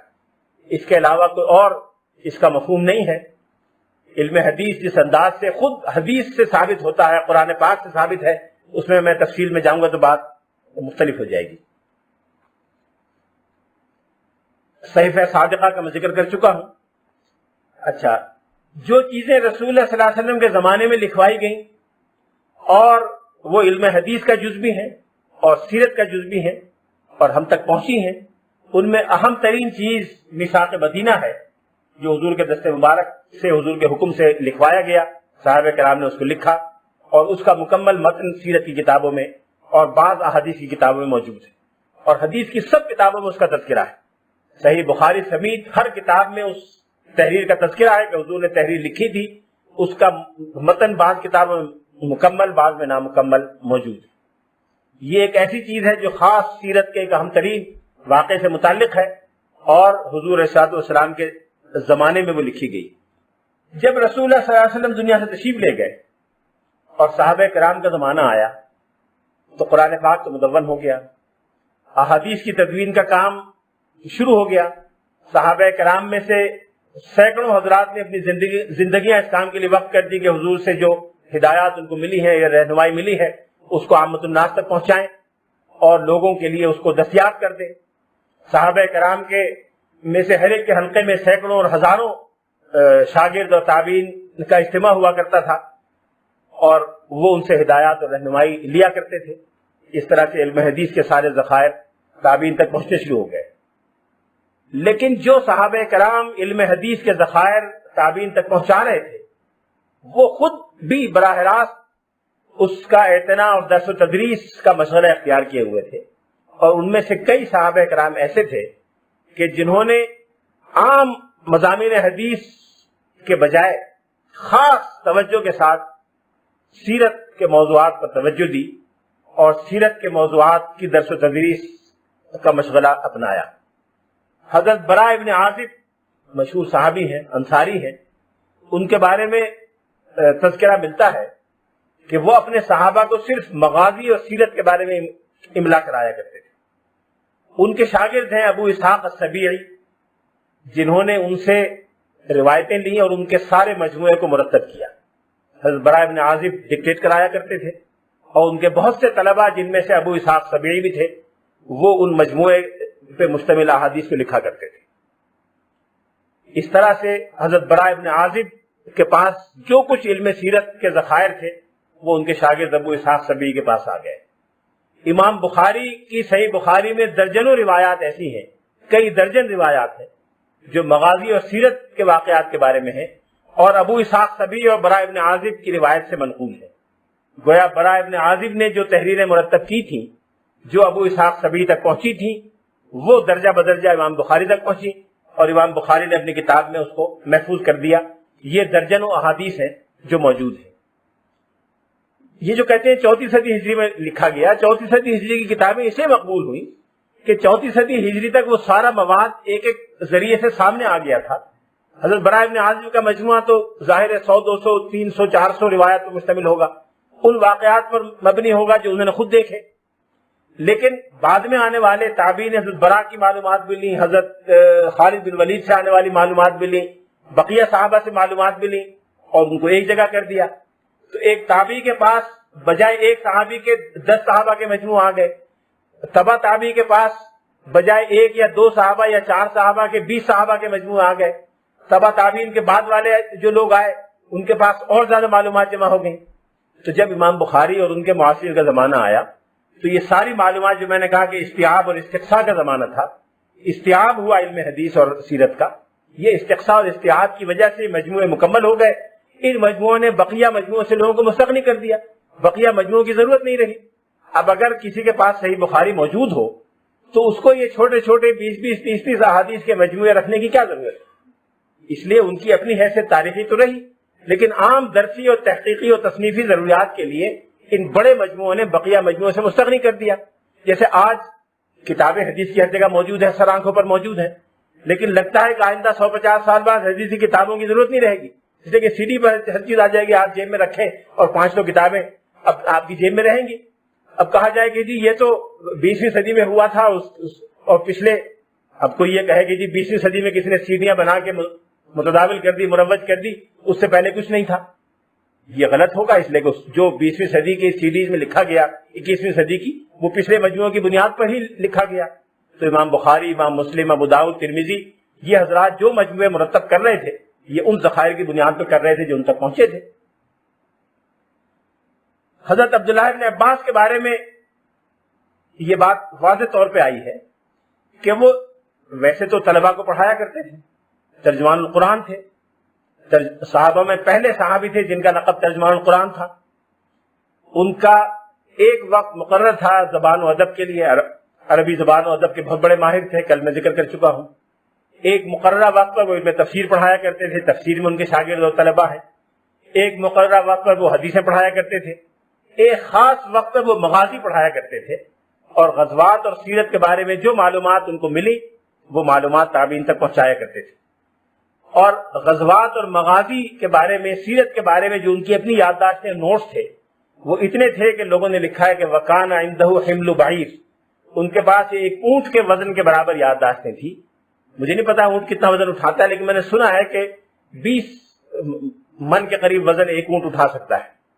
اگر 20 من صحیح ہو، میں نے کبھی اونٹ رکھا نہیں، اونٹ رکھتے کسی کو دیکھا نہیں، اسے میں نہیں جانتا، لیکن میرا خیال ہے کہ کئی من وزن ضرور ہوتا ہوگا. تو حضرت عبداللہ بن عباس کی تحریری یادداشتیں ایک اونٹ پر لاد کر لے جائی جاتی تھی جب وہ ایک جگہ سے دوسری جگہ تشریف لے جایا کرتے تھے. اس ذخیرے میں کیا کیا تھا ہم نہیں جانتے، لیکن جو بھی عبداللہ بن عباس کا علم تھا، وہ عربی زبان و ادب یعنی قرآن کے لغوی پہلو کے بارے میں ہو، وہ مغازی اور سیرت کے بارے میں ہو، وہ احادیث کے بارے میں ہو، وہ اتنا تھا کہ ایک اونٹ سے کم پر اس کو اٹھایا نہیں جا سکتا تھا.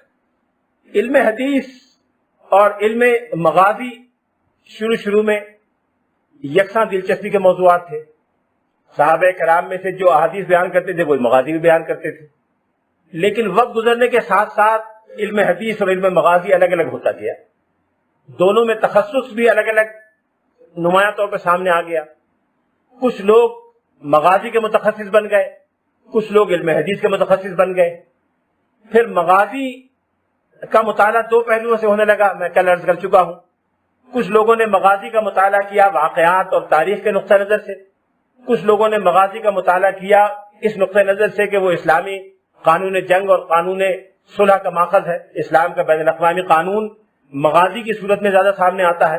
رسول اللہ صلی اللہ علیہ وسلم نے کیا کیا ارشادات فرمائے، لوگوں سے معاملہ کیسے کیا اور کس طرح سے اپنی جنگوں کو مرتب منظم کیا، قیدیوں کے ساتھ کیا سلوک کیا، معاہدے کیے تو کیسے کیے، ان کی پاسداری کی تو کیسے کی. کچھ لوگ یہ دلچسپی دینے لگے. اس لیے پہلی صدی ہجری کے شروع سے، یعنی پہلی صدی ہجری کے ختم سے اور دوسری صدی ہجری کے شروع سے یہ دو الگ الگ فن بن گئے. ایک علم سیر کہلایا جس کو آپ انٹرنیشنل لا کہہ سکتے ہیں، اور ایک علم مغازی کہلایا جو گویا سیرت کا شعبہ بنا. بعد میں پھر مغازی میں اور موضوعات بھی شامل ہو گئے اور اس کو علم سیرت کے نام سے یاد کیا گیا. صحابہ کرام میں سے 1 درجن کے قریب کم از کم ایسے صحابہ کرام ہیں جن کی خاص دلچسپی اور ذوق یہ تھا کہ وہ حضور کی جنگوں اور مہمات کے بارے میں معلومات لوگوں کو بیان کیا کریں. کل میں 12 صحابہ کرام کے نام یا 15 کے بیان کر چکا ہوں جو رسول اللہ صلی اللہ علیہ وسلم کا حلیہ مبارکہ بیان کیا کرتے تھے. حضرت علی بن ابی طالب خاص طور پر، ہند ابن ابی حالہ اور بقیہ لوگ. اس طرح سے کچھ صحابہ کرام میں تخصص کا رجحان پیدا ہوا اور وہ سیرت اور حضور کی شمائل مبارکہ اور ذات گرامی کے بارے میں معلومات فراہم کیا کرتے تھے. تابعین میں کچھ لوگ اس کے متخصص ہو گئے. تابعین میں سے جن بزرگوں نے سب سے زیادہ اس معاملے میں دلچسپی لی اور ان معلومات کو صحابہ کرام سے حاصل کیا۔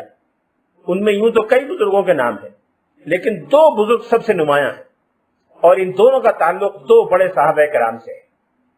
ایک حضرت ابان ابن عثمان رضی اللہ تعالیٰ عنہ ہے، حضرت عثمان غنی ذی النورین کے صاحبزادے ہیں۔ یہ مغازی کے خصوصی متخصص تھے، اور انہوں نے مغازی کے بارے میں مختلف صحابہ کرام سے معلومات جمع کی اور مغازی کا ایک مجموعہ مرتب کیا جو مغازی ابان ابن عثمان کہلاتا تھا۔ یہ اپنے صحابہ کو اس کی تعلیم بھی دیا کرتے تھے اور اپنے طلباء کو املا بھی کرایا کرتے تھے۔ ان کے طلباء اس کے نسخے بھی تیار کیا کرتے تھے۔ تابعین میں دوسرا سب سے نمایاں نام، بلکہ غالباً سب سے زیادہ نمایاں نام حضرت عروہ ابن زبیر کا ہے، جو حضرت عائشہ صدیقہ رضی اللہ تعالیٰ عنہ کے بھانجے تھے، حضرت ابوبکر صدیق رضی اللہ تعالیٰ عنہ کے نواسے تھے، اور حضرت عائشہ صدیقہ نے ان کی تربیت میں خاص دلچسپی لی۔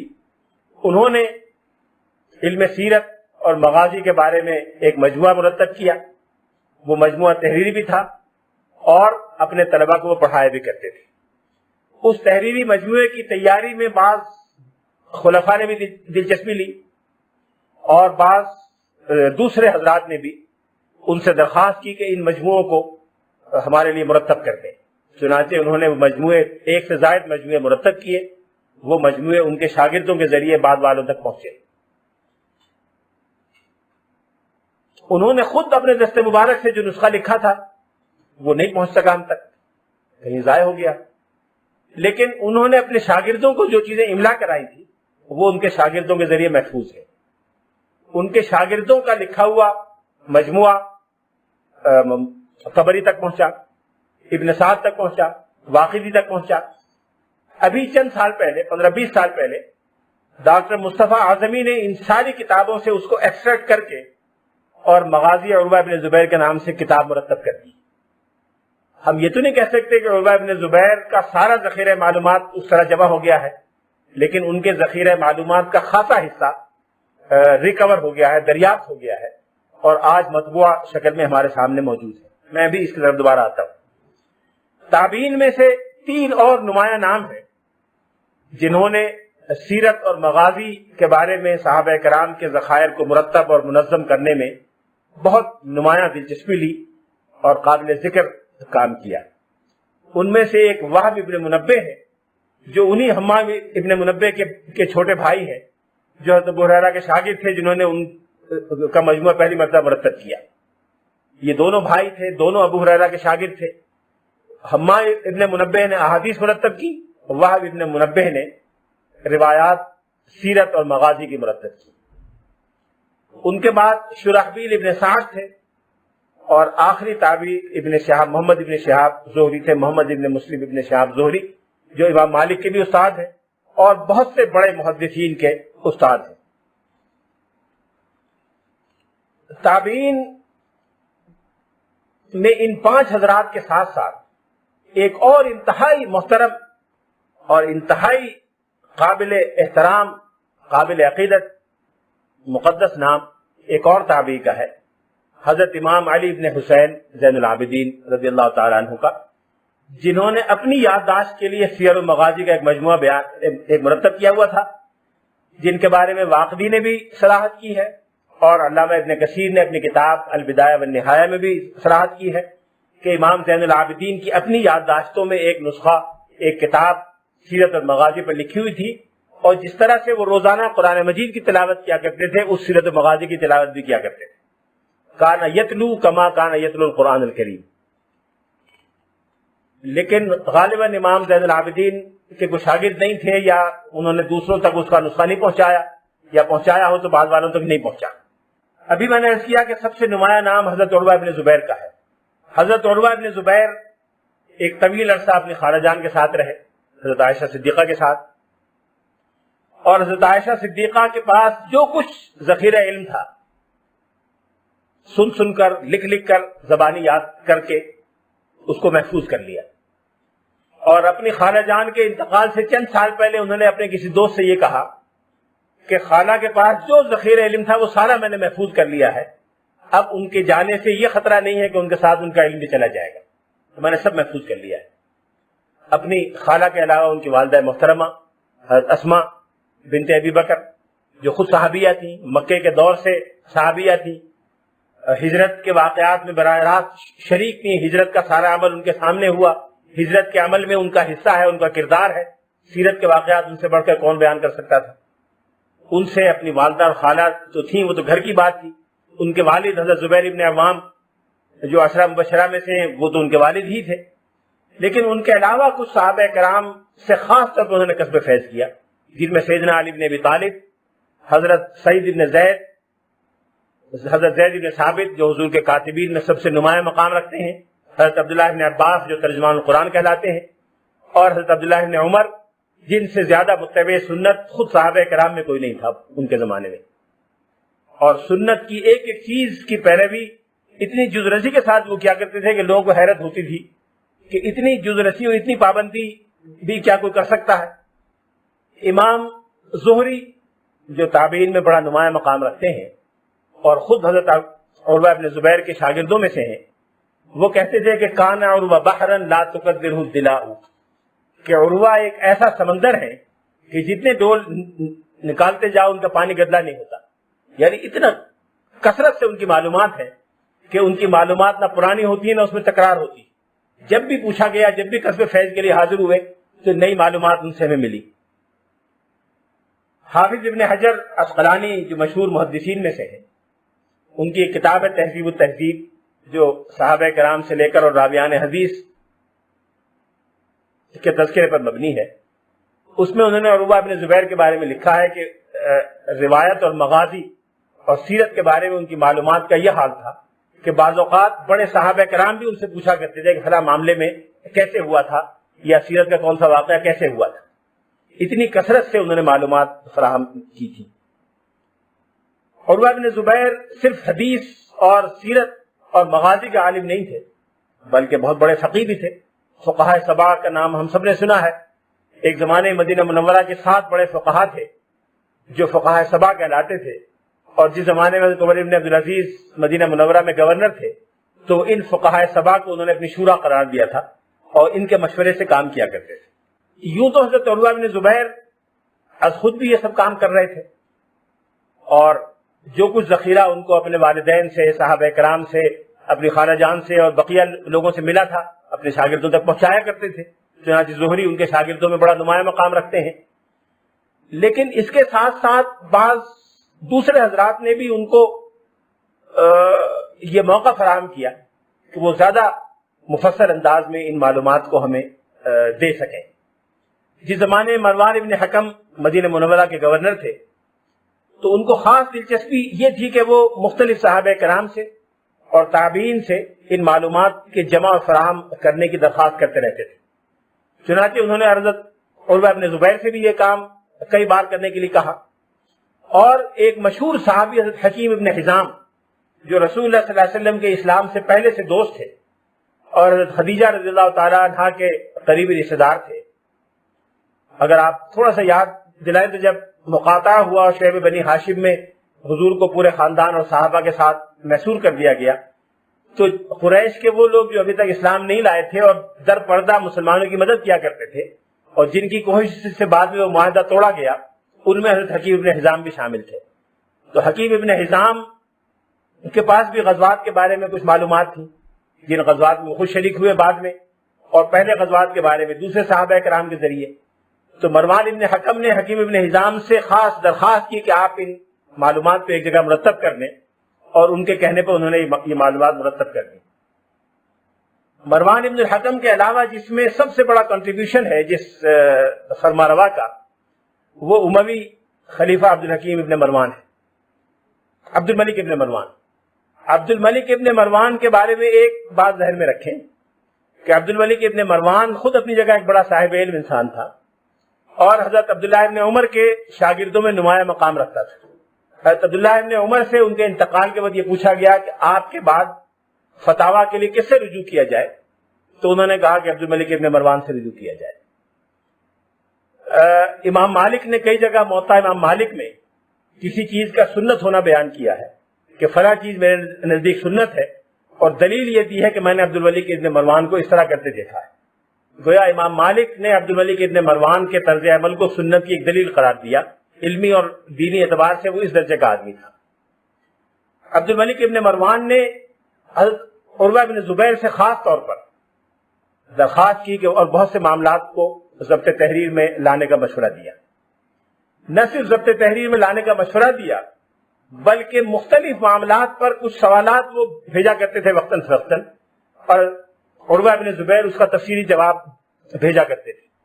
عبد الملک کے یہ خطوط اور عروہ کے یہ جوابات آج بڑی حد تک محفوظ ہیں، اور ان میں سے بہت سے خطوط اور بہت سے جوابات امام طبری نے اپنی تاریخ میں نقل کیے ہیں۔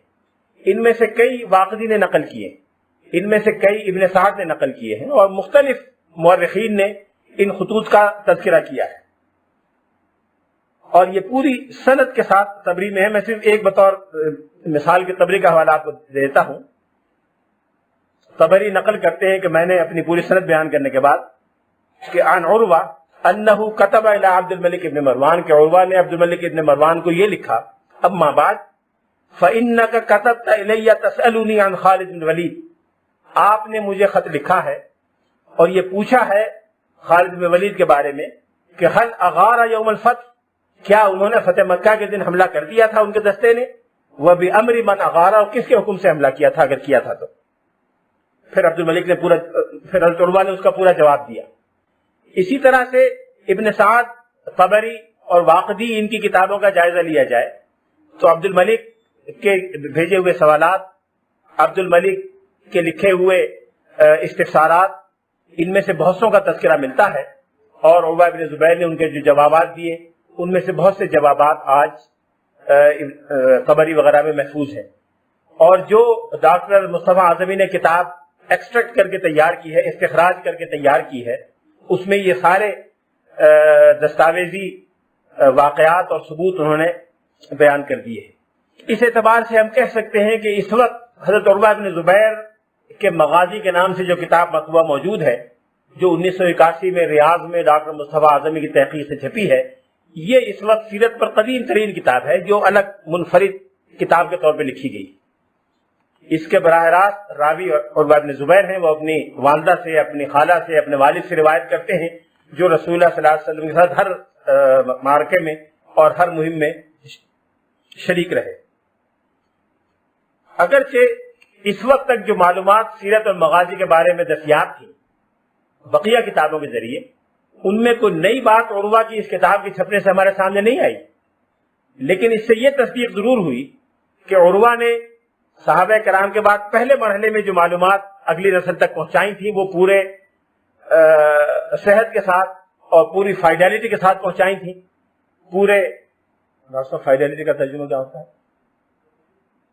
پوری قطعیت نہیں، فائڈیلٹی کہتے ہیں کہ پوری دیانتدارانہ وثوق کے ساتھ جو باتیں پہنچائی تھیں، دیانتدارانہ وثوق کے ساتھ جو باتیں پہنچائی تھی وہ ساری کی ساری ایز اٹ از سیرت کی کتابوں میں دستیاب ہے۔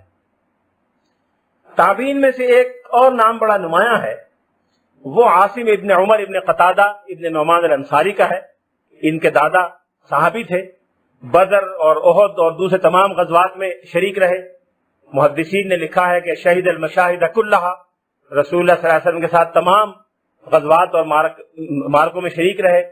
یہ وہی صحابی ہیں جن کی غزوہ احد میں آنکھ نکل پڑی تھی اور چہرے پر لٹک آئی تھی، حضور کے پاس آئے کہ میری آنکھ نکل گئی ہے، میں کیا کروں؟ آپ نے اس کو اپنے دستے مبارک سے اپنی جگہ رکھا اور کہا تھوڑی دیر آرام کرو، کچھ پڑھ کے پھونکا، اور اس کے بعد وہ دوسری آنکھ سے زیادہ بینا رہی، زیادہ صحت مند رہی، اور آخر تک اس آنکھ میں کبھی کوئی تکلیف نہیں ہوئی۔ ان کے صاحبزادے تھے عمر ابن قتادہ، جنہوں نے اپنے والد سے مغازی کی روایت حاصل کی، اس کو مرتب کیا اور اپنے صاحبزادے عاصم ابن عمر ابن قتادہ ابن نعمان انصاری تک پہنچایا۔ ان عاصم کے بارے میں محدثین نے لکھا ہے کہ کان راویۃ للعلم، وہ علم کی بہت بڑی روایت کرنے والے تھے۔ وَلَهُ عِلْمٌ بِالْمَغَازِي وَالسِّيَرِ، ان کے پاس مغازی اور سیرت کا بہت علم تھا۔ ان کو حضرت عمر ابن عبدالعزیز نے اس کام کے لیے مقرر کیا تھا جب وہ خلیفہ تھے کہ دمشق کی مسجد میں روزانہ بیٹھ کر مغازی اور سیرت کا درس دیا کریں اور لوگوں کو اس کی تعلیم دیا کریں۔ ففعل، تو انہوں نے یہ کام کرنا شروع کر دیا۔ میں کہہ سکتا ہوں کہ حضرت عمر ابن عبدالعزیز نے پہلی سیرت شیعر قائم کی، اور اس سیرت چیئر پر عاصم ابن عمر ابن قتادہ ابن نعمان انصاری کو مقرر کیا، جو خلیفہ وقت کے کہنے پر وہاں سیرت اور مغازی کی تعلیم دیا کرتے تھے۔ عام طور پر محدثین اور سیرت نگار اور مورخین یہ لکھتے چلے آئے ہیں کہ سیرت نگاری میں سب سے پہلا کام حضرت امام زہری نے کیا۔ یقیناً ایک زمانے تک یہ خیال تھا کہ امام زہری پہلے آدمی ہیں جنہوں نے سیرت اور مغازی پر کتاب لکھی، لیکن اب حضرت عروہ بن زبیر کی کتاب کے دستیاب ہونے کے بعد، حضرت ابان ابن عثمان کے مرویات اور اس کے تحریری طور پر مرتب ہونے کے اطلاع کے بعد، اور عاصم ابن عمر ابن قتادہ کے بارے میں یہ کہنے کے بعد کہ انہوں نے کتاب مرتب کی تھی، اس کو پڑھایا بھی کرتے تھے اور دمشق میں اس کا درس ہوا کرتا تھا، اب یہ کہنا مشکل ہے کہ امام زہری پہلے مصنف تھے۔ امام زہری بہت بڑے آدمی تھے، بڑے محدث تھے، ارباب سیر میں سے تھے، ارباب حدیث میں سے تھے، لیکن وہ سیرت نگاری میں اولیت کا مقام ان کو نہیں تھا۔ وہ تابعین میں ذرا جونیئر تابعین میں ان کا شمار تھا، سینئر تابعین ان سے پہلے یہ چیزیں لکھ چکے تھے۔ لہذا جن قدیم لوگوں نے لکھا ہے کہ وہی اول سیرت الفت فی الاسلام کی، یہ سیرت میں پہلی کتاب تھی جو اسلام میں لکھی گئی، یہ شاید درست نہیں ہے، اور اس وقت کی معلومات کے لحاظ سے درست تھا، اب نئی تازہ ترین معلومات کے لحاظ سے درست نہیں ہے۔ اس وقت قدیم ترین سیرت نگار حضرت عروہ بن زبیر ہیں، جن کے بارے میں امام زہری اور کئی لوگوں نے لکھا کہ بحر لا ينزف، وہ ایسا سمندر ہے جو کبھی بھی ختم نہیں ہوتا۔ ایک اور ان کے شاگرد نے لکھا ہے کہ جب بھی میں ان کے پاس آیا تو میں نے ان کے پاس ایک نیا علم اور نئی معلومات پائی۔ انہی کے ہم اثر ایک اور صحابی تھے، ایک اور تابعی تھے، عبید اللہ ابن عبداللہ ابن عتبہ، یہ بھی صحابی زادے تھے۔ ان کے بارے میں کہا گیا کہ اشعر الفقہاء، اس زمانے کے فقہا میں سب سے بڑے شاعر، اور افقہ الشعراء، شعراء میں سب سے بڑے فقیہ، شاعروں میں شاعر ہوتے تھے، فقہا میں فقیہ ہوتے تھے۔ اگرچہ امام زہری اب تازہ ترین معلومات کے مطابق پہلے سیرت نگار نہیں ہے، لیکن امام زہری کا درجہ، کارنامہ اور مقام و مرتبہ بہت اونچا ہے، اور علم حدیث اور سیرت کی تدوین میں ایک حمزہ وصل کی حیثیت ان کو حاصل ہے۔ حضرت عروہ بن زبیر کی جو روایات تھی امام زہری تک پہنچی، ابان ابن عثمان کی روایات امام زہری تک پہنچی، عاصم ابن عمر ابن قتادہ کی روایات امام زہری تک پہنچی۔ امام زہری نے ان سارے ذخائر کو یکجا کر کے ایک بڑا ذخیرہ مرتب کیا، اس اعتبار سے پہلی ذخیم یا پہلی مفصل کتاب ہم کہہ سکتے ہیں، لیکن وہ دوسرے شاگردوں کے ذریعے ہم تک آئی، وہ معلومات ان کے تلامذہ کے ذریعے آئی، اور ان کے تلامذہ نے جو معلومات آگے بہم پہنچائیں وہ محدثین نے اپنی کتابوں میں اور سیرت نگاروں نے اپنی کتابوں میں مرتب کر لی۔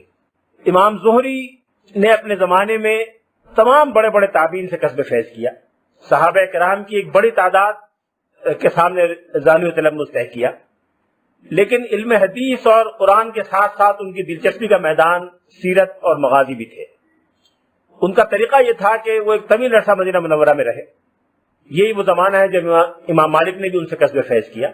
امام مالک امام زہری کے تلامذہ میں سے ہیں، اور امام مالک کی موطا میں امام زہری کی روایات کا بہت بڑا ذخیرہ ہے۔ امام زہری اپنے وقت کو اس طرح صرف کرتے تھے کہ ہر گھر میں جاتے تھے، ان سے جا کے پوچھتے تھے کہ تمہارے گھروں میں اس وقت کوئی بوڑھے بزرگ زندہ ہیں، ان سے ملاقات کرتے تھے، ان سے کہتے تھے کہ آپ نے اپنے والد سے فلاں غزوے کے بارے میں کیا سنا ہے، فلاں غزوے کے بارے میں کیا سنا ہے، اور جو مختلف غزوات کے بارے میں مختلف صحابی زادوں یا صحابہ کرام کے پاس معلومات تھی ان کو ضبط تحریر میں لایا کرتے تھے۔ یہاں تک کہ کان یخلص الی ربات الحجار، پردہ نشین خواتین کے پاس بھی پردے کے پیچھے بیٹھ کر ان سے پوچھتے تھے کہ آپ نے اپنے والد سے فلاں غزوے کے بارے میں کیا سنا ہے، فلاں واقعے کے بارے میں کیا سنا ہے، اور اس طرح سے یہ ساری معلومات وہ جمع کیا کرتے تھے۔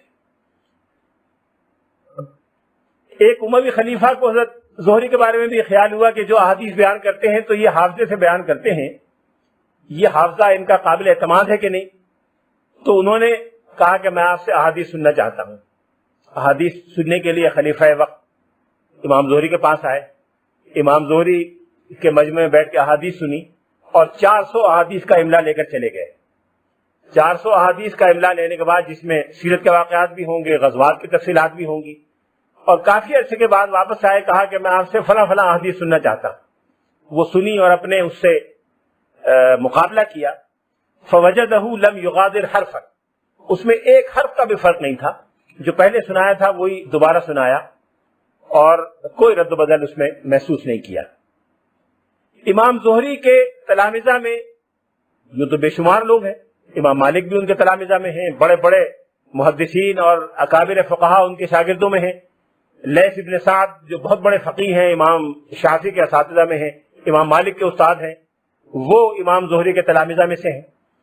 لیکن سیرت کی حد تک، مغازی کی حد تک ان کے تلامذہ میں 3 نام بڑے نمایاں ہیں۔ ایک موسیٰ ابن عقبہ ہیں، ایک معمر ابن راشد ہیں جن کا ابھی میں نے ذکر کیا، ایک محمد ابن اسحاق ہے جن کا نام سب سے نمایاں ہے، اتنا نمایاں نام ہوا کہ انہوں نے باقی سب ناموں کو بھلا دیا۔ ان میں موسیٰ ابن عقبہ اپنے وقت کے ایک اہم محدث بھی تھے، علم حدیث میں بھی ان کا بڑا اونچا مقام تھا اور مغازی اور سیر میں بھی ان کا مقام تھا۔ موسیٰ ابن عقبہ نے امام زہری کی روایات کو قلم بند کیا، مرتب کیا، نئے انداز سے ترتیب دی اور خود مدینہ منورہ میں ایک سند کی حیثیت ان کو حاصل ہو گئی۔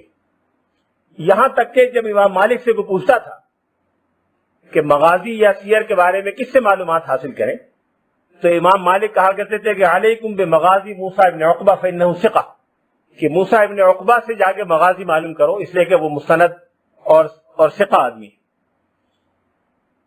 موسیٰ ابن عقبہ کے 2 بھائی اور تھے، ابراہیم ابن عقبہ، محمد ابن عقبہ، یہ تینوں فقیہ اور محدث تھے اور ایک زمانہ تھا کہ تینوں کا حلقہ درس مسجد نبوی میں لگا کرتا تھا۔ ایک ستون کے نیچے موسیٰ ابن عقبہ مغازی پڑھایا کرتے تھے، ایک ستون کے نیچے ابراہیم ابن عقبہ، ایک ستون کے نیچے محمد ابن عقبہ حدیث اور فقہ کی تعلیم دیا کرتے تھے۔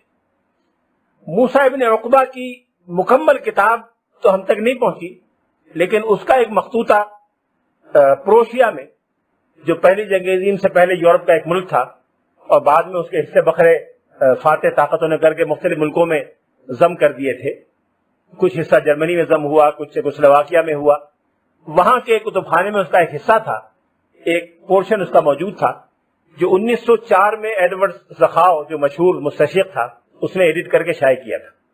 تو 1904 میں موسیٰ ابن عقبہ کے مرتب کیا ہوا مغازی کا یہ نسخہ مطبوعہ شکل میں ہم تک آ گیا تھا اور اب کتب خانوں میں موجود ہے۔ ایک نسخہ ابھی برلن میں بھی ہے، وہ بھی نامکمل ہے۔ یہ میں نہیں کہہ سکتا کہ جو حصہ کروشیا کے نسخے کی بنیاد پر چھپا ہے وہ اور برلن والے نسخے میں کیا قدر مشترک ہے، اس لیے کہ میں نے وہ دیکھا نہیں، اس لیے میں کہہ نہیں سکتا۔ لیکن یہ بات امر واقعہ ہے کہ موسیٰ ابن عقبہ کے مغازی کو اپنے زمانے میں سب سے زیادہ مستند سمجھا جاتا تھا اور محدثین عام طور پر موسیٰ ابن عقبہ کے مغازی پر اعتماد کیا کرتے تھے۔ موسیٰ ابن عقبہ کے وہ مغازی جو چھپ گئے ہیں ان کے علاوہ بھی ان کی کتاب کا بہت بڑا حصہ طبقات ابن سعد میں جا بجا ملتا ہے۔ ابن سعد 2 واسطوں سے موسیٰ ابن عقبہ کے شاگرد ہیں۔ موسیٰ ابن عقبہ نے اپنے شاگردوں کو جو ڈکٹیشن دی ہوگی وہ ان کے شاگردوں کے ذریعے سے ابن سعد تک پہنچی ہوگی اور ابن سعد نے اپنی کتاب میں ان معلومات کو جا بجا محفوظ کیا ہے۔ موسیٰ ابن عقبہ کا ایک بڑا کارنامہ ہے جو آج تک چلا آ رہا ہے، وہ یہ کہ سب سے پہلے ان کو یہ خیال آیا کہ اصحاب بدر کی مکمل فہرست بنائیں۔ اصحاب بدر کی قرآن پاک میں بڑی فضیلت آئی ہے، صحابہ کرام میں ان کی فضیلت مشہور و معروف تھی اور پھر بعد میں صحابہ کرام میں اصحاب بدر کا، بدریین کا بڑا مقام تھا، یہاں تک کہ خلفاء راشدین کے زمانے میں اصحاب بدر کو ایک الیکٹورل کالج کی حیثیت حاصل تھی۔ خلفاء راشدین کا انتخاب اصحاب بدر کیا کرتے تھے۔ چنانچہ جب سیدنا علی بن ابی طالب سے لوگوں نے کہا کہ آپ خلیفہ بن جائیں حضرت عثمان کی شہادت کے بعد، تو آپ نے فرمایا کہ لیس ذالک الیکم، اس کا فیصلہ کرنے کا تمہیں اختیار نہیں ہے، یہ ان لوگوں سے فرمایا جو آئے تھے، جو حاضر ہوئے تھے۔ انما ذالک الی اہل بدر، یہ فیصلہ کرنے کا حق تو اہل بدر کو ہے۔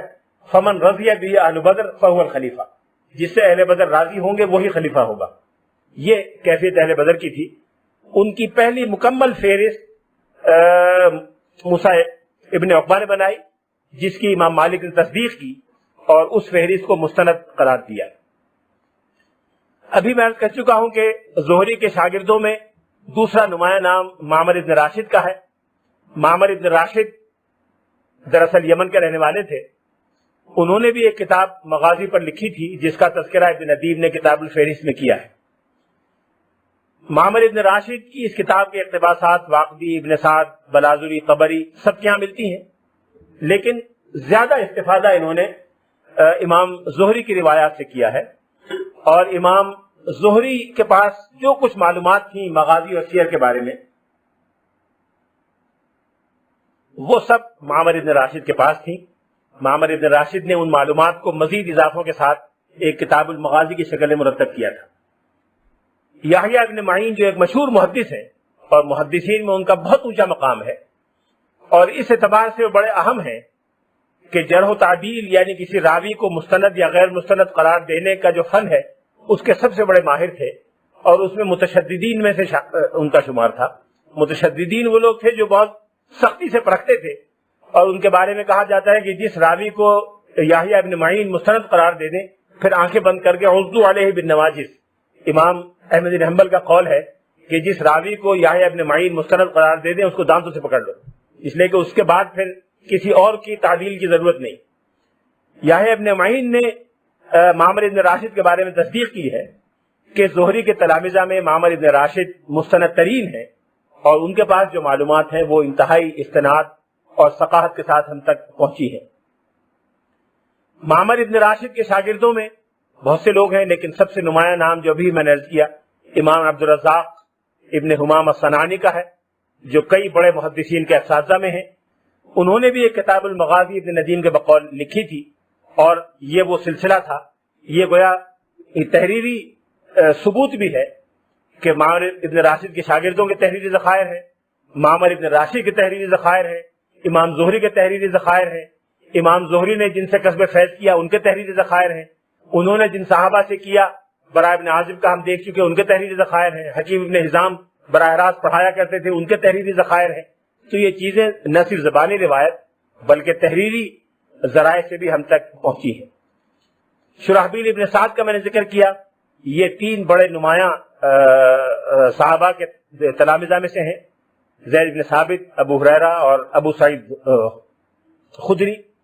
انہوں نے ایک کام کیا تھا کہ انہوں نے ان مہاجرین کی فہرست بنانے پر زور دیا، توجہ دی، جو ہجرت کر کے مدینہ منورہ سے آئے تھے اور السابقون الاولون میں شامل تھے۔ السابقون الاولون من المہاجرین، اول من دون قوائن المہاجرین من السابقین الاولین المدینہ، وہ کون لوگ تھے، ان کی مستند فہرست انہوں نے بنائی۔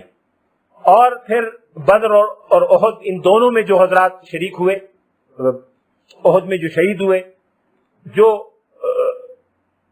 بدر میں شریک ہوئے، ان سب کی فہرست ایک انہوں نے بنائی۔ یہ سب لوگ وہ ہیں جن کا شمار یا تو صغار تابعین میں ہے یا اتباع تابعین میں سے ہے۔ ان کے بعد امام زہری کے تلامذہ دو کا میں ذکر کر چکا ہوں، وہب ابن منبہ کا ذکر بھی آ چکا ہے، ابان ابن عثمان کا ذکر بھی آ چکا ہے، موسیٰ ابن عقبہ کی مزید تفصیل بیان کرنے کی ضرورت نہیں۔ امام زہری کے آخری شاگرد محمد ابن اسحاق تھے۔ ابن اسحاق سیرت کے فن میں اتنا بڑا نام ہے کہ ان کے کارنامے نے بقیہ لوگوں کے کارناموں کو بھلا دیا۔ ابن اسحاق کے کام پر ایک کتاب ایک مستشرق نے لکھی ہے جس کا اردو اور عربی ترجمہ بھی موجود ہے، جرمن میں لکھی تھی جوزف ہورووٹس نے، 1927-28 میں لکھی تھی، بعد میں اس کا عربی اور اردو ترجمہ بھی ہوا ہے، جس میں اس نے ابن اسحاق کے اس کام کا پورا پس منظر اور ان کے اساتذہ اور ماخذ کے بارے میں تفصیل بیان کی ہے۔ کتاب اچھی ہے، معلومات بھی مستند ہیں، کہیں کہیں مغربی تعصب کی جھلک نظر آتی ہے لیکن کوئی زیادہ نہیں ہے اور اس سے استفادہ کیا جا سکتا ہے۔ ابن اسحاق کی کتاب آج ہمارے پاس دو شکلوں میں موجود ہے۔ ابن اسحاق سیرت پر اتنا بڑا نام ہے کہ اگر ہم یہ کہیں کہ ابن اسحاق کو سیرت کے بارے میں وہی مقام حاصل ہے جو حکیم ارسطا طالس کو منطق میں حاصل ہے تو شاید غلط نہیں ہوگا۔ ابن اسحاق نے سیرت پر ایک بڑی جامع کتاب لکھی تھی جو 3 ضخیم جلدوں پر مبنی تھی، اور ان تمام اصحاب سے جن کا بھی تذکرہ ہوا انہوں نے کسب فیض کیا، ان سب کے تحریری ذخائر کو حاصل کیا، خود ایک ایک مقام اور علاقے کو جا کے دیکھا، جن جن حضرات کے بارے میں یہ معلوم ہوا کہ ان کا تعلق شرکائے بدر کے خاندان سے ہے یا شرکائے احد کے یا فلاں واقعے کے اس میں وہ لوگ شریک تھے، ان کے پسماندگان سے جا کے معلومات جمع کرتے تھے، مختلف معلومات کو آپس میں مقابلہ کر کے چیک کرتے تھے کہ درست ہیں۔ ان سب کے بعد انہوں نے ایک کتاب مرتب کی جو جامع ترین اور مکمل کتابوں میں سب سے پہلی کتاب ہے جو ہم تک پہنچی ہے۔ کہا جاتا ہے کہ یہ کتاب انہوں نے عباسی خلیفہ منصور کے کہنے پر لکھی تھی۔ ممکن ہے درست ہو، اس لیے کہ منصور نے امام مالک سے بھی درخواست کی تھی کہ آپ سنت کا ایک مجموعہ مرتب کریں، چنانچہ امام مالک نے موطا منصور کے کہنے پر لکھی تھی۔ ہو سکتا ہے منصور کو یہ خیال ہوا ہو کہ مغازی اور سیرت پر بھی ایک کتاب ہونی چاہیے، اس لیے ابن اسحاق نے یہ کتاب منصور کے کہنے پر مرتب کی۔ اس کتاب کے 3 حصے تھے۔ ایک حصے کا نام ابن اسحاق نے رکھا تھا کتاب المبتدا۔ کتاب المبتدا میں انہوں نے حضرت آدم علیہ السلام سے لے کر اور رسول اللہ صلی اللہ علیہ وسلم کے جد امجد معاذ ابن عدنان تک جو معلومات ان کو ملی وہ انہوں نے مرتب کی۔ ان معلومات کے بارے میں بعض محدثین کا خیال تھا اور بعض محتاط اہل علم کا خیال تھا کہ یہ بہت غیر مستند ہیں۔ ان میں معلومات کا زیادہ بڑا حصہ وہ تھا جو یہودی ذرائع سے اور عیسائی ذرائع سے آیا تھا۔ حضرت ابراہیم اور حضرت موسیٰ علیہ السلام سے دلچسپی یہودیوں عیسائیوں دونوں کو تھی، اور ان سے پہلے کی تاریخ نبوت اور انبیاء کا سلسلہ یہ ان میں مسلمانوں میں مشترک تھا۔ اس لیے ابن اسحاق نے ان سے یہ معلومات حاصل کرنے میں کوئی حرج نہیں سمجھا، لیکن بقیہ محدثین نے ان معلومات کو غیر مستند قرار دیا، اور اس طرح ابن اسحاق کے اس کام پر بھی ایک حرف آیا اور اس کو استناد کا وہ درجہ حاصل نہیں ہو سکا محدثین کی نظر میں جو بقیہ لوگوں کو حاصل تھا۔ اس کا دوسرا حصہ تھا المبعث کے نام سے، کہ رسول اللہ صلی اللہ علیہ وسلم کی بعثت اور حضور کے خاندان اور برادری سے لے کر اور رسول اللہ صلی اللہ علیہ وسلم کی وفات تک۔ اور تیسرے حصے کا نام تھا مغازی، جس میں جنگوں کا الگ سے حصہ انہوں نے تفصیل سے بیان کیا تھا۔ ابن اسحاق کی یہ کتاب ایک طویل عرصے تک مقبول رہی۔ تقریباً تمام سیرت نگاروں نے اس کتاب سے استفادہ کیا، اس کتاب کے مضامین کو اپنے مجموعوں میں جگہ جگہ شامل کیا، اس کا مطالعہ کیا، اس کے خلاصے لکھے گئے، اس کی شرحیں لکھی گئیں۔ یہ کتاب بڑی دیانتداری سے لکھی گئی تھی۔ خود مغربی مصنفین نے اس کا اعتراف کیا ہے۔ الفرڈ گیام، جس نے اس کا انگریزی ترجمہ بھی کیا ہے اس کے ایک ورژن کا، وہ کہتا ہے کہ بڑی دیانتداری، صداقت اور غیر جانبداری کے ساتھ یہ لکھی گئی تھی۔ اس کتاب کے تقریباً 15 ورژن کا تذکرہ ملتا ہے۔ اس زمانے میں ہوتا یہ تھا کہ ہر بڑا صاحب علم ایک کتاب مرتب کرتا تھا، فقہ یا حدیث یا تفسیر جو بھی ہو، پھر اس کتاب کو اپنے طلباء کو املا کرایا کرتا تھا۔ طلباء اس کا املا لے لیا کرتے تھے، اس کو یاد کرتے تھے اور حفظ کر لیا کرتے تھے۔ ان طلباء میں سے کچھ لوگ ایسے ہوتے تھے جو بعد میں علم میں مزید ترقی کرتے تھے۔ مزید ترقی کرنے کے بعد وہ اس مجموعے میں اضافہ کرتے تھے، ترمیم کرتے تھے۔ جہاں اختلاف ہوتا تھا اس کا بھی ذکر کر دیا کرتے تھے کہ ہمیں اس سے اختلاف ہے، اس لیے کہ علم اس زمانے میں کسی کی میراث نہیں ہوتا تھا۔ علم انسانیت کی مشترکہ میراث تھا، اس پہ کاپی رائٹ نہیں ہوا کرتا تھا کہ میں نے ایک چیز کہہ دی ہے تو میرا اس پہ کاپی رائٹ ہے، جب تک پیسے نہیں ملیں گے کسی کو اس میں استفادے کی اجازت نہیں ہوگی۔ یہ اسلامی تہذیب کے مزاج کے خلاف تھا۔ اس لیے جو علم کسی استاد نے شاگردوں تک پہنچایا وہ پوری انسانیت کی میراث ہے، اس میں ہر شخص کو رائے دینے کا حق ہے۔ خود امام مالک کی موطا، اس کے کوئی 15-20 نسخے ہیں۔ ایک نسخہ امام محمد کا، ان کے شاگرد سے لکھا ہوا ہے، اس میں امام محمد نے اپنے بہت سے اضافے کیے، جہاں اختلاف تھا اس کو بھی بیان کیا۔ اپنے استاد امام اعظم امام ابو حنیفہ کے ارشادات جہاں امام مالک کے ارشادات سے مختلف تھے وہ بھی بیان کیے۔ اب وہ نسخہ موطا امام مالک کا نسخہ ہے، لیکن موطا امام محمد کہلاتا ہے۔ دونوں اعتبار سے کہہ سکتے ہیں۔ اسی طرح سے کئی بڑی کتابیں ہیں جن کے 1 سے زائد نسخے یا ورژن موجود ہیں۔ سیرت ابن اسحاق کے 15 ورژنز کا تذکرہ ملتا ہے، اور قدیم مصنفین کے یہاں مثلا طبری، ازرقی، واقدی وغیرہ کے ہاں ان میں سے 1 درجن ورژنز کے نمونے یا روایتیں ہمیں ملتی ہیں۔ محمد ابن اسحاق یوں تو امام زہری کے شاگرد تھے، اور زیادہ تر انہوں نے کسب فیض امام زہری سے کیا، لیکن امام زہری کے علاوہ بھی بعض یعنی اکابر علماء سیرت سے انہوں نے استفادہ کیا، جن میں سے ایک عبداللہ ابن ابی بکر ابن عمر ابن حزم بھی تھے۔ یہ ان عمر ابن حزم کے پوتے ہیں جن کو حضور نے یمن کے ایک علاقے میں بھیجا تھا اور ایک دستاویز بھی لکھ کے دی تھی۔ ان کے پاس وہ دستاویز موجود تھی، اور مزید برآں ان کے پاس کئی دستاویز حضور علیہ السلام کے زمانے کی موجود تھیں۔ ان کے پوتے تھے عبداللہ ابن ابی بکر ابن عمر ابن حزم. یہ عبداللہ بھی اپنی جگہ ایک عالم تھے اور محمد ابن اسحاق نے ان سے کسب فیض کیا تھا. ان کے والد بھی عالم تھے, ان کے دادا صحابی تھے, یہ خود بھی عالم تھے. یہ خانہ ہما آفتابس, دادا معروف عابد و زاہد اور صحابی, والد قاضی اور فقیہ, ان کے بھائی بھی قاضی تھے. انہوں نے بھی ایک کتاب مغازی پر مرتب کی تھی لیکن وہ ہم تک نہیں پہنچی. محمد ابن اسحاق نے براہ راست صحابہ سے تو کسب فیض نہیں کیا لیکن بعض صحابہ کرام کو دیکھا ہے. حضرت انس ابن مالک کو دیکھا, امام ابو حنیفہ نے بھی حضرت انس کو دیکھا تھا, امام ابو حنیفہ کو بھی تابعیت کا شرف حاصل ہے, اسی طرح سے ابن اسحاق کو بھی. ابن اسحاق اور امام ابو حنیفہ تقریباً معاصر تھے. امام صاحب کا انتقال 150 ہجری میں ہوا, ابن اسحاق کا انتقال 151 ہجری میں ہوا, ان کے ایک سال بعد. حضرت انس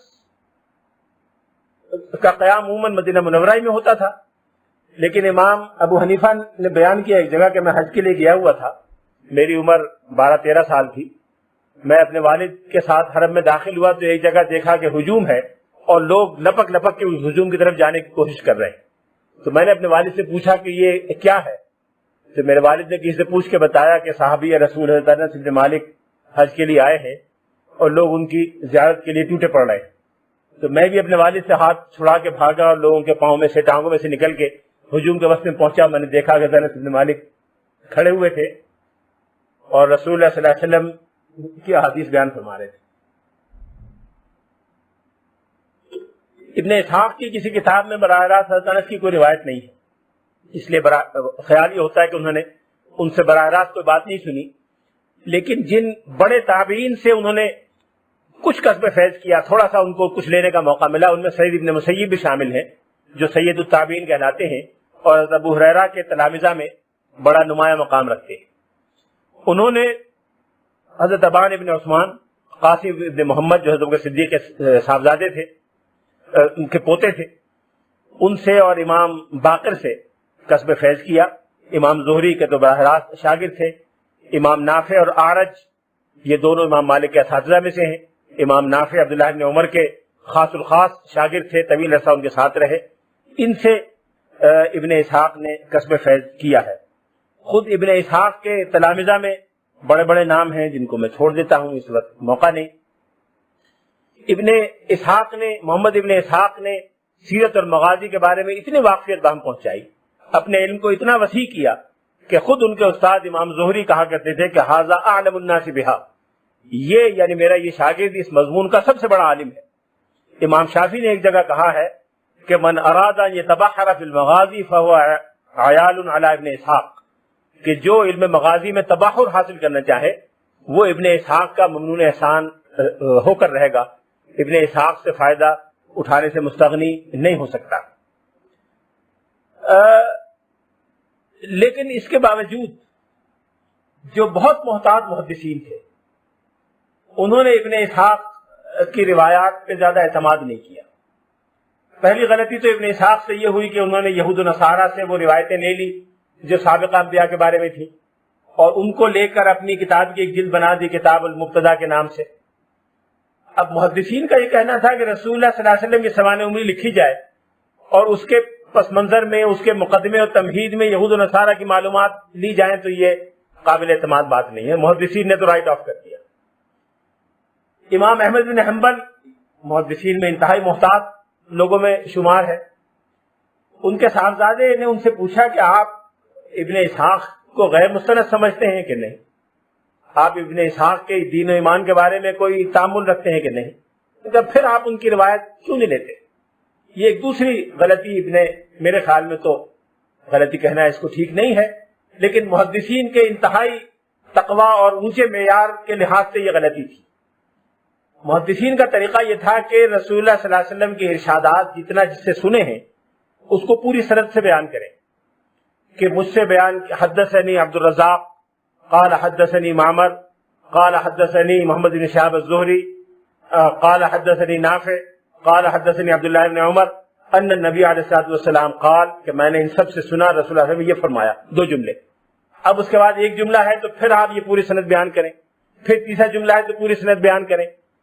اب جن لوگوں کو دلچسپی علم حدیث سے تھی اس حد تک تو یہ ٹھیک ہے، لیکن اگر کوئی شخص سیرت کا کوئی واقعہ بیان کرنا چاہتا ہے، مثلا یہ بیان کرنا چاہتا ہے کہ ہجرت کیسے ہوئی، تو اب اس کے لیے بڑا مشکل ہے کہ وہ یہ کہے کہ مجھ سے بیان کیا فلاں نے، انہوں نے فلاں سے، انہوں نے فلاں نے فلاں نے، کہ جب حضرت اسماء نے حضور کا ناشدان یہ باندھا تو اپنا پٹکا کھول کے اس کے 2 حصے کر کے ناشدان باندھ دیا، پھر کہے کہ مجھ سے بیان کیا فلاں نے، مجھ سے بیان کیا فلاں نے، کہ انہوں نے دوسرا پٹکا جو تھا اس سے دودھ کی مشک میں گرہ لگا دی، پھر مجھ سے بیان کیا فلاں نے، مجھ سے بیان کیا فلاں نے کہ کھانا لانے کی ذمہ داری عامر ابن فہیرہ کی تھی۔ اب یہ چیز ایسی ہے کہ اس میں تسلسل تو نہیں ہو سکتا، نہ واقعہ بیان کیا جا سکتا ہے۔ تو ابن اسحاق نے زیادہ اور باقی لوگوں نے کم یہ کیا کہ پہلے انہوں نے یہ بتایا کہ یہ روایات ہجرت کی ہیں، یہ میں نے فلاں فلاں راویوں سے لی ہے، سب کے نام ایک جگہ دے دیے 10 12 15، اور ان سب نے جو بیان کیا ہے وہ یہ ہے، پھر پوری تفصیل بیان کر دی۔ اب محدثین کہتے تھے کہ یہ نہیں پتہ چلتا کہ اس میں کون سا جملہ اس راوی کا ہے، کون سا اس کا ہے، کون سا اس کا ہے، کون سا کم مستند ہے، کون سا زیادہ مستند ہے، لہذا یہ علم حدیث کے معیار کے لحاظ سے قابل قبول نہیں۔ یہ پس منظر تھا جس میں ابن اسحاق اور پھر آگے چل کر واقدی اور پھر ابن سعد اور بہت سے لوگ اس میں اس معیار سے فروتر قرار پائے۔